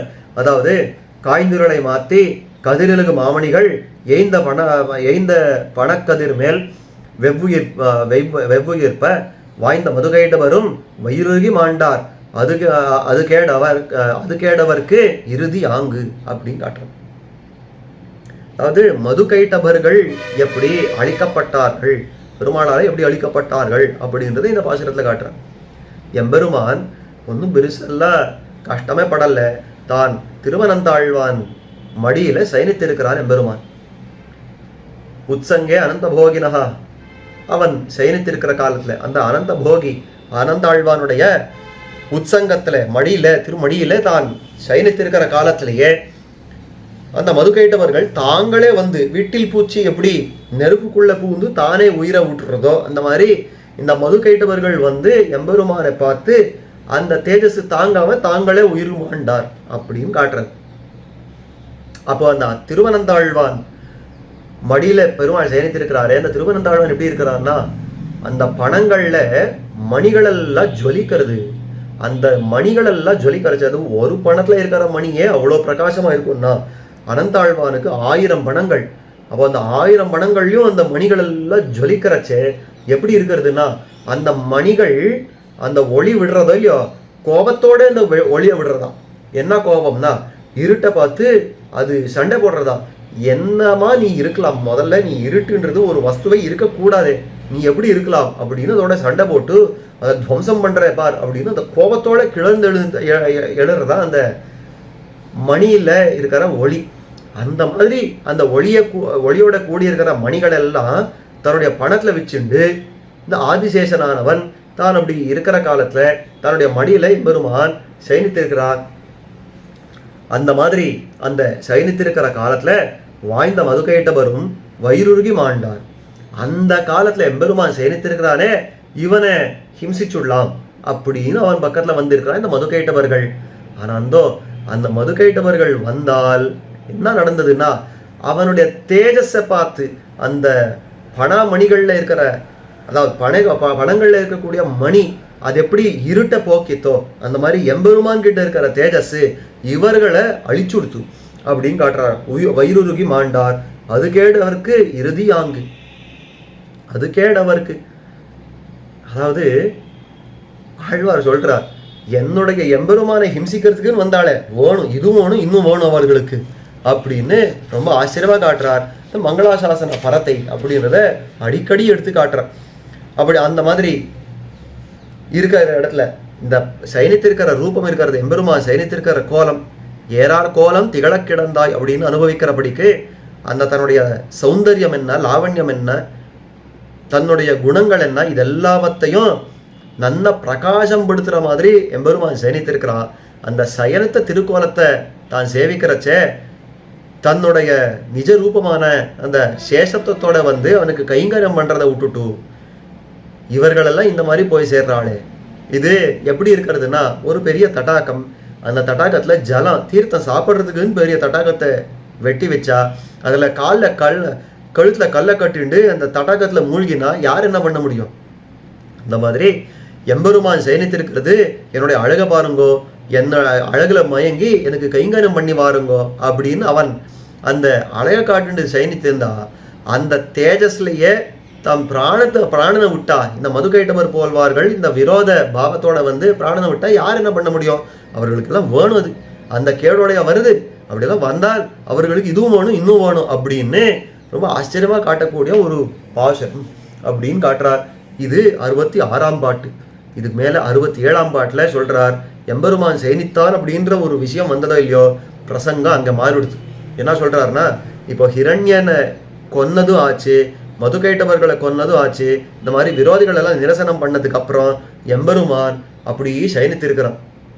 விரோதிகள் எல்லாம் கொன்னாச்சு, இனிமே நமக்கு ஒன்றும் கவலை இல்லை, நம் பக்தர்களுக்கு ஒன்றும் கவலை இல்லைன்னு தான் சயனித்திருக்கிறாரே. அந்த சயனித்திருக்கிற காலத்திலே நடந்த ஒரு அதிசயம்.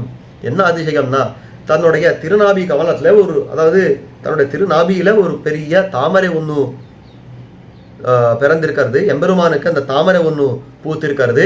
அந்த நாபி கமலத்துல தான் அந்த பிரம்மா, சதுர்முக பிரம்மா, நான்முக கடவுள் தான் அமர்ந்திருக்கிறார் அப்படின்றது நம்ம பார்க்குறோம் இல்லையா, தான் பிறந்தார் அப்படின்றத பார்க்குறோம். அந்த நாபி கமலம் 2 காரியம் பண்றதா, ஒரு பக்கத்துல அப்படியே மொட்டிக்கிறது, ஒரு பக்கத்துல அப்படியே மலர்றது, ஒரு பக்கத்துல அப்படியே மொட்டிக்கிறது, ஒரு பக்கத்துல அப்படியே மலர்றது. இந்த மாதிரி விளையாட்டுன்னு இருக்கா இந்த தாமரை. பார்க்கிறவா கேட்டாராம், ஏன் சுவாமி அந்த தாமரை இப்படி மொட்டிக்கிறது அப்படியே மலர்றது, என்ன நடக்கிறது இங்க அப்படின்னாக்கா, வேற ஒன்றும் இல்லை, எம்பெருமான் இந்த சங்க சக்கரங்களை பிடிச்சு அந்த ஆழ்வார்களை பிடிச்சு தான் சயனித்திருக்கிறானா இல்லையோ, அந்த மாதிரி இந்த திருவாழ்வார்களை தான் தரிச்சு சயனிக்கிற காலத்துல இந்த சுதர்சன ஆழ்வார், சக்கரத்தாழ்வார் இருக்கார் இல்லையோ, அவர் பெரிய சூரியனை போல இருக்கார். அவருடைய ஒளி எப்படி இருக்கிறதுனா சூரியனை போல இருக்காரு. 1000 சூரியர்கள் யுகபத்து ஆரோஹித்தா போல, அந்த உதித்தா போல இருக்கிறது இந்த சுதர்சன உடைய இந்த தேஜஸ். அப்போ இந்த தாமரை நினைக்கிறதா, சூரியன் உதிச்சுட்டார், நாம் மலரணும் அப்படின்னு மலர்றது. இன்னொரு பக்கத்துல இந்த பாஞ்சஜன்யத்தை பார்த்தது, அது எப்படி இருக்கும்னா சந்திரனை போல வெளுத்திருக்கிறது, குழிந்திருக்கிறது, அந்த சீதளமான ஒரு சுபாவத்தோட இருக்கிறது. அப்படின்னு பார்த்த உடனே ஓஹோ ராத்திரி வந்துடுத்து போல இருக்கிறது, நாம குவியணும் அப்படின்னு குவியறது. ஒரு பக்கத்துல சக்கரத்தாழ்வாரை பார்க்கறது மலர்றது, ஒரு பக்கத்துல இந்த சங்கத்தாழ்வானை பார்த்து குவியறது. அதுதான் ரொம்ப ஆச்சரியமா இந்த விளையாட்டு நடக்கிறதே அப்படின்னு ஒரு அனுபவம். இங்க எந்த விரோதியும் நிரசனம் பண்ணினாருன்றது கிடையாது. அந்த எம்பெருமான் சயனித்திருக்கிற காலத்திலே இருக்கக்கூடிய ஒரு அனுபவத்தை இந்த பாசுரத்தில் இட்டு காட்டுறார் ஆழ்வார். ஆங்கு மலரும் குவியும் மாலுந்திவாய் ஓங்கு கமலத்தின் 9 ஆங்கை திகிரி சுடர் என்னும் வெண்சங்கம் வானில் பகருமதி என்னும் பார்த்து அப்படின்னு இந்த விஷயத்தை இந்த பாசுரத்தில் காட்டி கொடுக்கிறார். இந்த 2 ஆழ்வார்களை தான் தரித்திருக்கிற காலத்தில் அந்த எம்பெருமானுடைய அந்த ஆயுதங்களை பார்த்து இந்த நாபியில் இருக்கிற தாமரையானது எப்படி மொட்டிக்கும், எப்படி மலரும் அப்படின்னு அந்த அனுபவத்தை அங்கே காட்டி கொடுத்தார். அது மேலே 68ஆம் பாட்டில்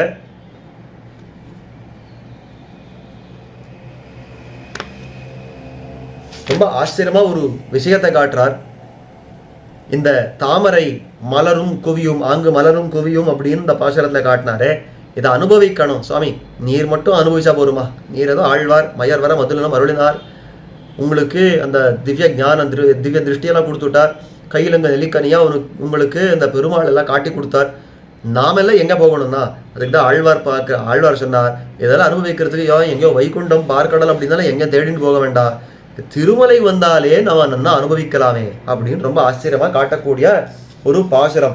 பார்த்த கடுவன் சுனநீர் நிழல் கண்டு பேர்த்தோர் கடுவனென பேர்ந்து கார்த்த களங்கனிக்கு கை நீட்டும் வேங்கடமே மேனாள் விளங்கனிக்கு கண்ணெறிந்தான் வெறுப்பு அப்படின்ற பாசுரத்தில் திருமலையில் ஒரு விஷயம் நடக்கிறது. என்ன விஷயம் நடக்கிறது திருமலையிலன்னா, பார்த்த கடுவன் சுனை நீர் நிழல் கண்டு பேர்த்தோர் கடுவன் என பேர்ந்து.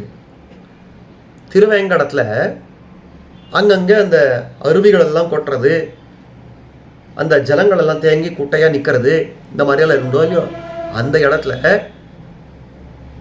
இந்த கலாப்பழம் அந்த மரம் இருக்கிறது இல்லையா, அந்த மரத்தில் ஏறி ஒரு குரங்கு உட்காண்டிருக்கு, ஆண் குரங்கு. அந்த குரங்கு அந்த சுனைக்கு பக்கத்துலேயே நிற்கிறது, இந்த மாதிரி எட்டி பார்க்கறதா ஜலத்தில் தன்னுடைய பிம்பமே தெரியறது.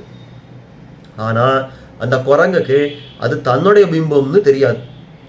அது என்ன நினைச்சு கொடுத்துன்னா, அங்கே இன்னொரு குரங்கு இருக்கிறது, அங்கே இன்னொரு கலாப்பழம் இருக்கிறது, என் கையில் இருக்கிறது ஒன்றும், அங்கே இருக்கிறது 2ஆம் பழம் அப்படின்னு நினைச்சு கொடுத்து, அது அந்த குரங்கை பார்த்த உடனே ஓ இவன் எனக்கு எதிரியாச்சே அப்படின்னு தான் முதல்ல ஓடி போக பார்த்தது.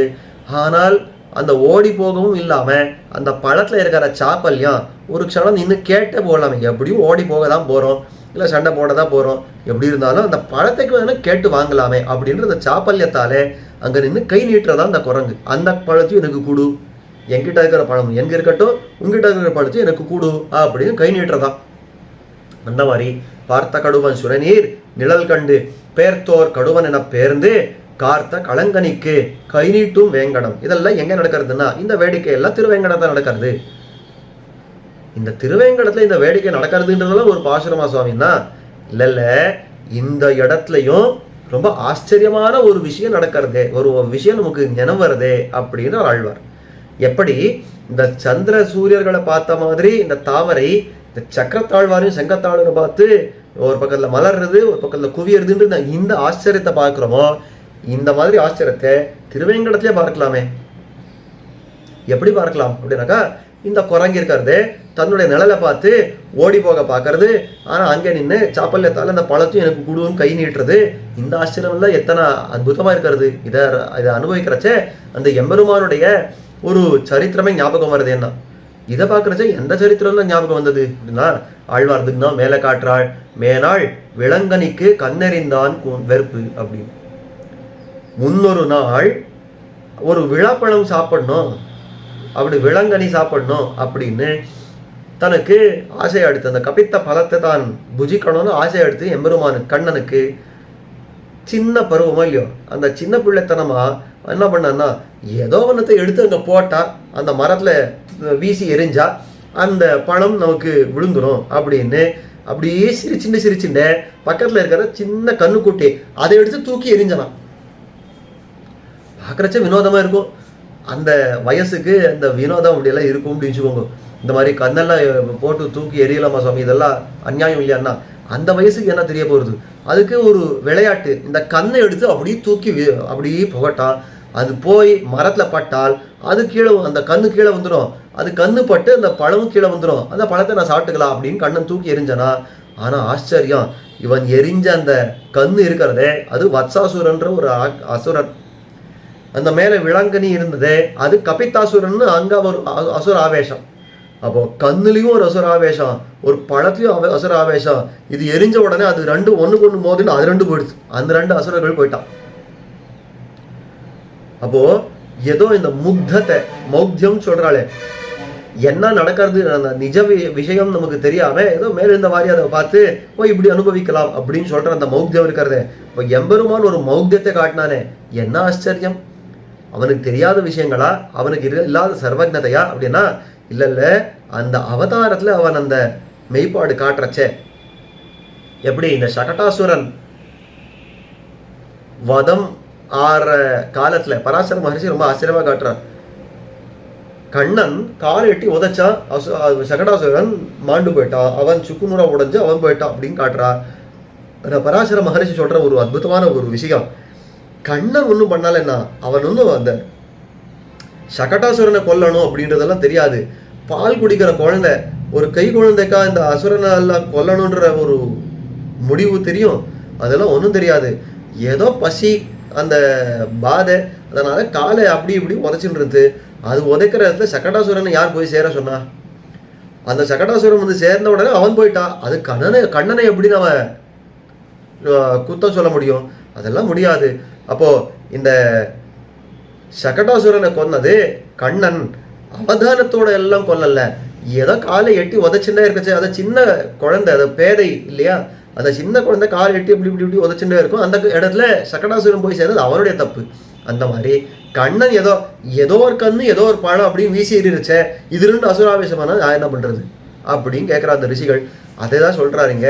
அப்போ இந்த ஆச்சரியமான ஒரு விஷயம் இருக்கிறது இல்லையோ, என்ன நடக்கிறதுன்னு தெரியாம இந்த ஒரு கண்ணு அழிச்சு வீசினா அந்த அசுரம் போயிட்டா இந்த அசுரம் போயிட்டான்னு அந்த ஆச்சரியம் இருக்கிறதே, அதுதான் ஞாபகம் வருதுங்க. அதாவது இந்த குரங்கு பார்த்து தன்னுடைய பிம்பத்தை பார்த்து தான் பயந்து ஓடுற காலத்துலையும் அந்த பழத்தை அப்படின்னு கேட்குற மாதிரி இருக்கிறது. அந்த கண்ணன் விளம்பழம் வேணும் அப்படின்னு கேட்ட மாதிரி இருக்கிறது இந்த மௌக்ஜத்தை. அந்த ஆச்சரியங்கள் எல்லாம் திருமலையிலே பார்க்கலாமே, அதுக்குன்னு தனியாக ஸ்ரீவைகுண்டத்துக்கோ திருப்பார்க்கடலுக்கோ போக அவசியம் இல்லையே, திருமலையே பார்க்கலாமே அப்படின்னு இந்த பாசுரத்தில் காட்டுறார். 68ஆம் பாசுரம்.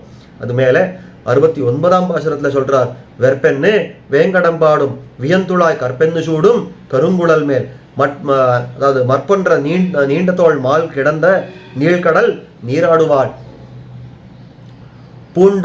பூண்ட நாள் எல்லாம் புகும். அப்படி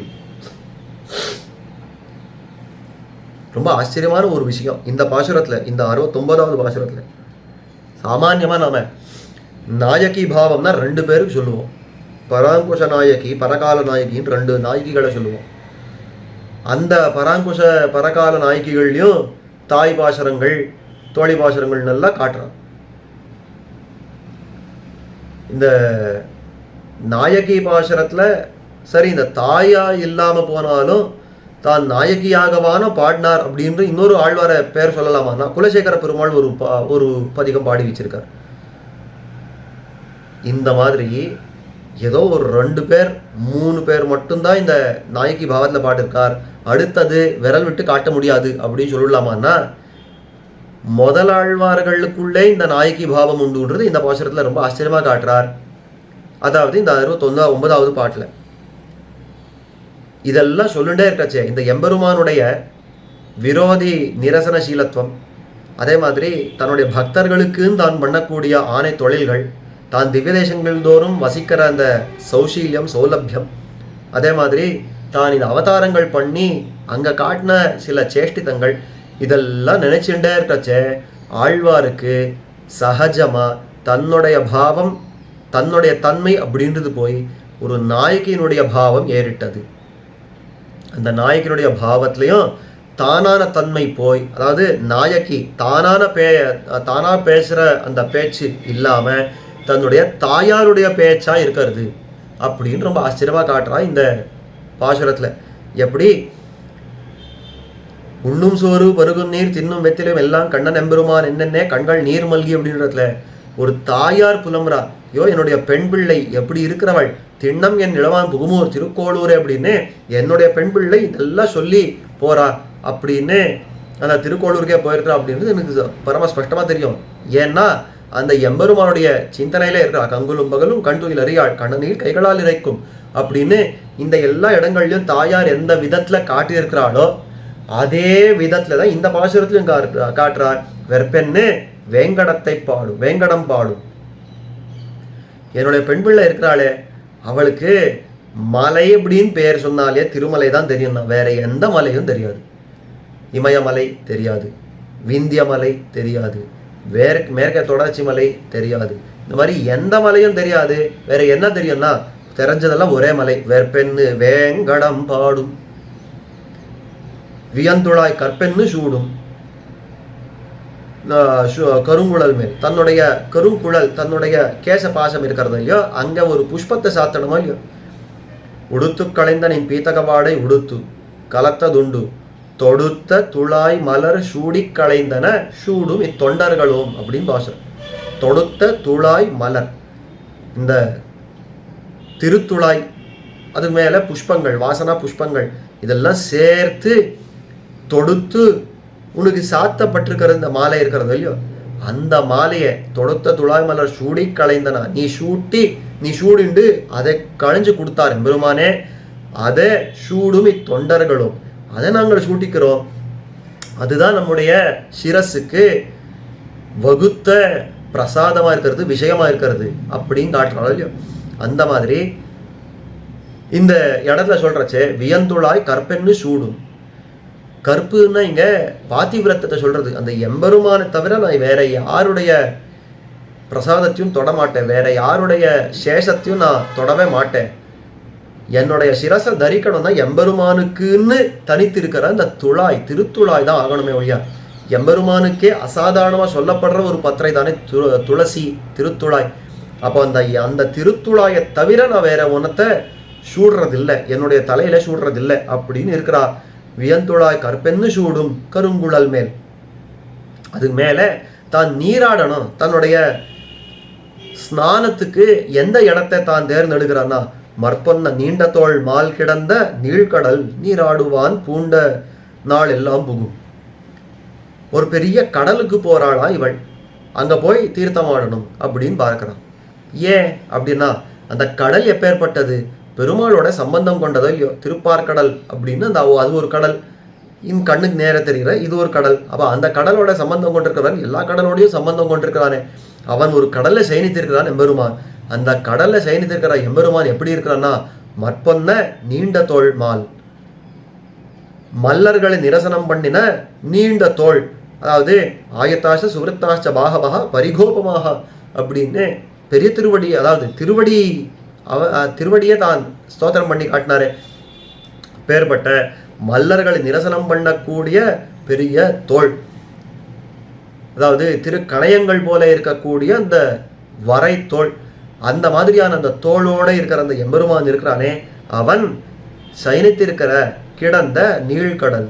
அப்பேற்பட்ட அந்த எம்பெருமான் சயனித்திருக்கிற இந்த கடல் இருக்கிறதே அவனுடைய பாகு எந்த இடத்துல பட்டிருக்கிறதோ, அவனுடைய தோள் எங்க பட்டிருக்கிறதோ, அவனுடைய திருத்தோள்கள் எங்க பட்டிருக்கிறதோ அந்த இடத்துல போய் நான் நீராடணும். ஏன்னா அவனை அணைச்சுண்ட அந்த அந்த ஒரு பாவம் அங்கதான் வருது அப்படின்னு அவளுக்கு ஆசை. அதை காட்டுறா. அப்போ அவள் சொல்லணும் அப்படின்னாலையும் எம்பெருமான் திருவேங்கடத்தை தான் பாடிண்டே இருப்பா, எம்பெருமானை பற்றி தான் சொல்லிட்டு இருப்பா. அப்போ அந்த வெற்பெண்ணு வேங்கடம் பாடும். அவள் பேசினாலே பாடினாலே அந்த திருவேங்கடத்தை தான் பாடுவா. அதே மாதிரி தான் தலையில சூடிக்கிறான்னா திருத்துழாய் தான் சூட்டிப்பா. தான் தீர்த்தம் ஆடுவா அப்படின்னா இந்த திருக்கடலுக்கு தான் போவா அப்படின்னு இந்த நித்தியமே பண்ணக்கூடிய இந்த வியாபாரங்கள் எல்லாம் இருக்கிறது இல்லையோ இது எல்லாத்துக்கும் இதுதான் இடம், இதுதான் விஷயம் அப்படின்னு எல்லாம் காட்டினார். அப்போ அந்த அளவுக்கு இந்த ஆழ்வார் ஆயிட்டார். அந்த நாயகி பாவத்தில் தான் இந்த மாதிரி மாறி போயிட்டார் அப்படின்றது ஒரு அர்த்தம் வியாக்கியானம்.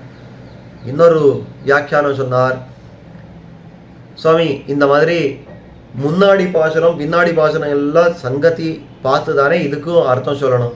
இப்போ முன்னாடி பாசுரத்தில் எங்கேயுமே நாயகி பாவம் கிடையாது, பின்னாடி இருக்கிற பாசுரங்களையும் எங்கேயும் நாயகி பாவம் கிடையாது. போண்டே திடீர்னு ஒரே ஒரு பாசுரத்தை நாயகி பாவத்தை காட்டுறார் அப்படின்னு சொன்னால் என்ன அர்த்தம்? அதெல்லாம் கூடாது. அப்போ இதையும் தானான தன்மையில ஆழ்வாராகவே பாடியிருக்கார், ஆண் பாவத்தோடய பாடியிருக்கார் அப்படின்னு வியாக்கியானம் பண்ணணும் தான். அதுக்கு தான் நம்ம ஆச்சாரியர் சொன்னா, சரி அதுதான் நான் முதல்ல சொல்கிறேன், இருந்தாலும் சரி இப்படியும் வச்சுக்கோ அப்படின்னு இதுக்கும் ஒரு நிர்வாகத்தை எடுத்து காட்டுறார், உபதேசபரமாக ஆக்கிறார். அதாவது வெற்பென்னு வேங்கடம் பாடும், என்னுடைய பெண் பிள்ளை வெற்பென்னு வேங்கடம் பாடும், என்னுடைய பெண் பிள்ளை வியந்துளாய் கற்பென்னு சூடும் கண்குழல் மேல் அப்படின்னு என்னுடைய பிள்ளை அதை பண்ணுவா, என்னோட பெண் பிள்ளை இதை பண்ணுவா அப்படின்னு சொல்கிறத காட்டிலும் இந்த பாடும் சூடும் புகும் அப்படின்றதெல்லாம் எதிரில் இருக்கிறவனை சொல்லி சம்போதனம் பண்ணுற மாதிரி காட்டுவிட்டார். அதாவது யாரையும் பண்ணுறச்சே வாரும் சுவாமி வாரும் அப்படின்றோம், உட்காரும் அப்படின்றோம், அந்த மாதிரி இங்கே காட்டுறார். பாடும் அப்படின்னா பாடுங்கோள் அப்படின்னு அர்த்தம். அதே மாதிரி ஷூடும் அப்படின்னா அதை ஷூட்டிக்குங்கோ அப்படின்னு அர்த்தம். அதே மாதிரி புகும் அப்படின்னா அங்கே போய் சேருங்கோ அப்படின்னு அர்த்தம். அப்போ அந்த உபதேசபரமாக ஆக்கிவிட்டார். அப்போ என்ன அர்த்தம்? வெற்பென்னு வேங்கடம் பாடும், எதேதோ கண்ணா பின்னான்னு எதேதோ பேசுகிறீங்களே, அந்த பேசுகிறச்சே எதேதோ மலைகள் எல்லாம் பேர் சொல்கிறீங்களே, ஒரு அடிக்கும் திருவேங்கடம் திருவேங்கடம்னு இந்த வெற்பென்னு வேங்கடம் பாடும். அந்த எம்பெருமான் இருக்கிற அந்த பொன்மலை, அந்த திருவேங்கட மாமலை, அந்த திருவேங்கடத்தை வாயார சொல்லுங்குமே. அப்போ எதை சொன்னாலும் அந்த திருவேங்கடத்தை தியானம் பண்ணுற மாதிரி ஒரு வார்த்தையை சொல்லுங்கோ. வெற்பென்னு வேங்கடம் பாடும், வியந்துளாய் கற்பென்னு சூடும் கருங்குழல் மேல். அப்போ இந்த உம்முடைய முடிக்கு எதான சூட்டணும் அப்படின்னு பார்க்குறீங்களா, இதோ இருக்க எம்பெருமான் சாத்தி களைஞ்ச சூடி களைந்த இந்த திருத்துழாய் மாலை இருக்கிறத அதெல்லாம் கொண்டு அந்த மலர் மாலைகள் எல்லாம் கொண்டு உங்களுடைய அந்த முடிக்கு வச்சுக்கோங்க. அதே மாதிரி உங்களுக்கு நீராடுறதுக்கு தீர்த்தம் வேணுமா, இருக்கவே இருக்கு அத்தனை பெரிய கடல், எம்பெருமான் சாய்ந்திருக்கிற அந்த கடல் இருக்கிறதே அங்கே போய் நீராடுங்கோ. எம்பெருமானுடைய தோல் ஆசிரியத்திருக்கிற அந்த தீர்த்தத்தை போய் நீராடுங்கோ, அதுதான் உங்களுக்கு ஸ்வரூபத்துக்கு அனுகுணம் அப்படின்றத ரொம்ப ஆச்சரியமாக காட்டி கொடுக்குறார் இந்த 69வது பாசுரத்தில். ஆக இந்த ஒரு பாசுரத்துக்கு மட்டும் 2 வியாக்கியானங்கள், விசேஷித்து 2 வியாக்கியானங்கள். அதில் ஒன்று நாயகி பாவத்துக்கு பரமாக ஒரு வியாக்கியானம், தானான தன்மைக்கு பரமான ஒரு வியாக்கியானம் பார்க்குறோம். கடைசியில் 70ஆம் பாட்டு அதை காட்டுறார். இந்த 70ஆம் பாட்டில் இந்த மாதிரி எம்பெருமானை ஆசிரியிக்கிற போது நமக்கு ஒரு யோக்கியத்தை உண்டாக வேண்டாமா? ஆசிரியிக்கிறவன் ஆசிரியிக்கப்படுறவன் அப்படின்னு அவன் இருக்கிறான், எம்பெருமான் இருக்கிறான், அவனுக்கு எல்லா யோக்கியத்தையும் உண்டு. எம்பெருமான் ஆசிரியிக்கப்படணும் அப்படின்னா அவனுக்கு எல்லா ரீதியான யோக்கியத்தையும் உண்டு. ஆனால் ஆசிரியிக்கிற எங்களுக்கு ஒரு யோக்கியத்தை வேண்டாமா? யார் போய் அவன் திருவடியை பிடிக்கிறது, அவனுக்கு ஒரு யோக்கியத்தை வேண்டாமா? அப்போ நமக்கு எல்லாம் என்ன யோக்கியத்தை சம்பாதிக்க வேணும் அப்படின்னாக்கா, அந்த எந்த யோக்கியத்தையும் சம்பாதிக்க வேண்டாம், நீ இருந்தபடிக்கே வந்து ஆசிரியுங்கோ அப்படின்னு காட்டுறான். ஸ்ரீவச்சன பூஷணத்தில் சரணாகதி பண்ணுற இடத்துல ஒரு விஷயத்தை காட்டுறார், ரொம்ப ஆச்சரியமான ஒரு விஷயம். இந்த பிரபத்திக்கு தேச நியமம் இல்லை, கால நியமம் இல்லை, அதிகாரி நியமம் இல்லை, பிரகார நியமம் இல்லை, பல நியமம் இல்லை, அப்படின்னு 5 விஷயங்களை இல்லை இல்லை இல்லைன்னு காட்டுறார். பின்ன என்ன இருக்கிறது? எதுவுமே இல்லை அப்படின்னா என்ன இருக்கிறதுனா இருக்கிறது ஒரே நியமம் தான், விஷய நியமமே உள்ளது. யாரை போய் ஆசிரியிக்கிறோன்ற இடத்துல மட்டும் கொஞ்சம் ஜாக்கிரதையா இருங்கோ. கண்ட வாழ்க்கையெல்லாம் நாம விழுந்துட முடியாது. ஆசிரியனீயனான அந்த எம்பெருமான் திருவடியில விழணுமே ஒழிய வேற எங்க இடத்துல விட முடியாது அப்படின்னு இருக்க ஒழிய தேச கால அதிகாரி நியமங்கள் எல்லாம் இல்லை அப்படின்னு காட்டுறச்சே, அதிகாரி நியமம் இல்லை அப்படின்றத இங்க ரொம்ப ஸ்பஷ்டமாக காட்டப்படுறது. என்ன சொல்றது அப்படின்னாக்கா, புகுமதத்தால் வாய்ப்பூசி கீழ்த்தாழ்ந்து அருவி ஒகுமதத்தால் கால் கழுவி கையால் மிகுமதத்தேன் விண்டமலர் கொண்டு விரல் வேங்கடவனையே கண்டு வணங்கும் களிறு. திருவேங்கடத்தில் நடக்கக்கூடிய ஒரு ஆச்சரியம், இன்னொரு ஆச்சரியத்தை காட்டுறான். ஒரு யானை போய் எம்பெருமானை ஆசிரியிக்கிறது, ஒரு யானை போய் எம்பெருமானை பூசிக்கிறது. அப்ப எந்த அதிகாரி நியமத்தை பார்க்க முடியும்? அந்த யானை எப்படி இருக்கிறது அப்படின்னாக்கா, மதம் பிடிச்ச யானை தன்னுடைய மஸ்தகத்தில் கண்டஸ்தலத்தில் எல்லா இடத்துலையும் அந்த மத ஜலம் கொட்டுன்னு இருக்கு. அது அப்படியே கண்ண வழியாக வந்துட்டே இருக்கச்சே, அந்த வாய்க்குள்ளே புகுறதையோ அதையே ஒரு ஆச்சமனமாக கொண்டு கொடுத்தா. அது அருவி போல அப்படி கொட்டுறச்சே, கால் இருக்கும் போகிறதோ இல்லையோ அதையே கால் கழுவின்னு கால் அலம்பிக்கிறதா வச்சுருந்தா. இப்போ காலை நம்பியாச்சு, ஆச்சவரம் பண்ணியாச்சு, பெருமாள் கிட்ட போய் சேர்ந்து அவனை ஆசிரிச்சு அவனுக்கு கைங்கரம் பண்ண வேண்டியதா அப்படின்னு தன்னுடைய துதிக்கையில அந்த ஒரு தாமரையை எடுத்து வச்சுக்கிறது, அந்த புஷ்பத்தை எடுத்து வச்சுக்கிறது. அது எப்படின்னா மிகுமதத்தேன் விண்டமலர் கொண்டு அப்படின்னு. இந்த இடத்துல, மற்ற இடத்துல மதம்னா மத ஜலம், இந்த இடத்துல மிகுமதத்தேன் அப்படின்னா ரொம்ப இனிமையான அந்த தேன், அந்த அந்த மதுவை சொல்றது. அப்போ அந்த மாதிரியான அந்த தேன் நிரம்பி இருக்கிற அந்த புஷ்பத்தை தான் கையில் பிடிச்சிட்டு அந்த எம்பெருமானுக்கு சமர்ப்பிக்கிறது. யாருக்கு அது? விரல் வேங்கடவனையே கண்டு வணங்கும் களிறு. விரல் வேங்கடவன் அப்படின்னாக்கா அவன் ரொம்ப சாமர்த்தியம் உண்டான எம்பெருமான். என்ன சாமர்த்தியம்னா, ஒரு திரியக்கு கூட ஞானத்தை கொடுத்து இந்த மாதிரி தான் நீ என்னை வந்து ஆசிரிக்கணும், இந்த மாதிரி தான் நீ வந்து என்னை சேவிக்கணும் அப்படின்னு சொல்லி கொடுத்துட்றான், அந்த ஞானத்தை கொடுத்துட்றான். அப்பேற்பட்ட அந்த திருவேங்கடவன் அங்கே நிற்கிறச்சே நாம ஏன் அதிகாரி நியமங்களை பார்த்து போகிறோம்? நாம ஏன் நான் அதிகாரியாக இருக்கிறேனா, யோக்கியனா இருக்கிறேனா இல்லையா அப்படின்னு போகணும். யோக்கியத்தை வேற ஒன்றும் சம்பாதிக்க வேண்டாமே. ஒரு யானை வந்து நிற்கிறத அதுக்கு என்ன யோக்கியத்தை? அப்போ அதுக்கு உண்டான யோக்கியத்தை தான் எனக்கு உண்டானது. அப்போ அந்த யானை வந்து அங்கே அந்த வேங்கடவனையே கண்டு வணங்கும். அந்த திருவேங்கடனை பார்த்து இப்போ மனுஷர்களெல்லாம் மனுஷால வணங்குறா அப்படின்ற மாதிரி இந்த யானையெல்லாம் பெரிய யானையை பார்த்து வணங்கும். அப்போ பெரிய யானையா அந்த எம்பெருமான் நிற்கிறான். வடக்கே இருக்கிற மலை யானை அப்படின்னு திருமங்கை ஆழ்வார் 4 திக்கில் 4 யானைகளை பாடியிருக்கிறாள். அப்போ அந்த எம்பெருமான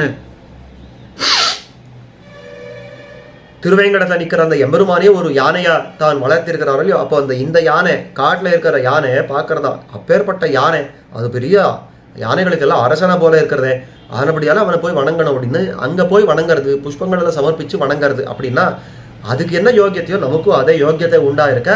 நாம ஏன் கவலைப்படணும்? அதை காட்டுற ஆழ்வார், எந்த கவலையும் வேண்டாம், எந்த யோக்கியத்தையும் புதுசாக சம்பாதிக்க வேண்டாம், இருந்தபடியே அதிகாரியாம் இத்தனைன்னு நம்ம ஆச்சாரியர்கள் காட்டக்கூடிய ஒரு அற்புதமான விஷயத்தை இந்த 70வது பாசுரத்தில் தான் காட்டி கொடுக்கிறார். அப்படின்றதோட இந்த 61 ஆரம்பித்து 70 பாசுரம் பர்யந்தமாக ஏதோ அடியனுடைய அல்பமதிக்கு எட்டின அளவுக்கு யதாவகாசம் யதாமதி அனுபவிக்கலாம்னு அடியேன் 2 வார்த்தையை விண்ணப்பித்திருக்கிறேன். இதில் நிறைகளை காட்டிலும் குறைகள் தான் அதிகம் உண்டு. அதை எல்லாத்தையும் பொறுத்து அடியனை க்ஷமித்திரணுமா பிரார்த்தித்து நிற்கிறேன். ஸ்ரீமதே ரம்யஜாமாத்ரு முனீந்திராய மகாத்மனே ஸ்ரீரங்க வாசனே பூயா நித்யஸ்ரீ நித்யமங்கலம். ஸ்ரீமதே ராமானுஜாய நமஹ.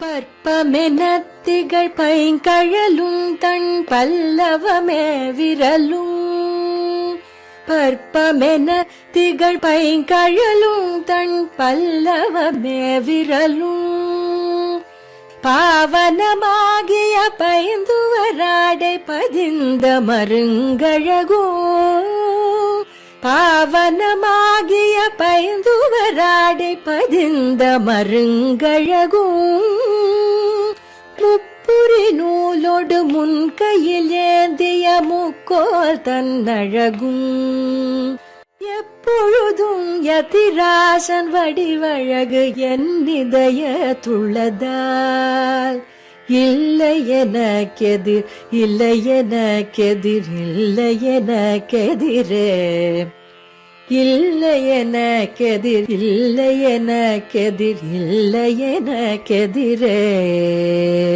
இல்லை எனக்கெதிரே, இல்லை எனக்கெதிரே, இல்லை எனக்கெதிரே.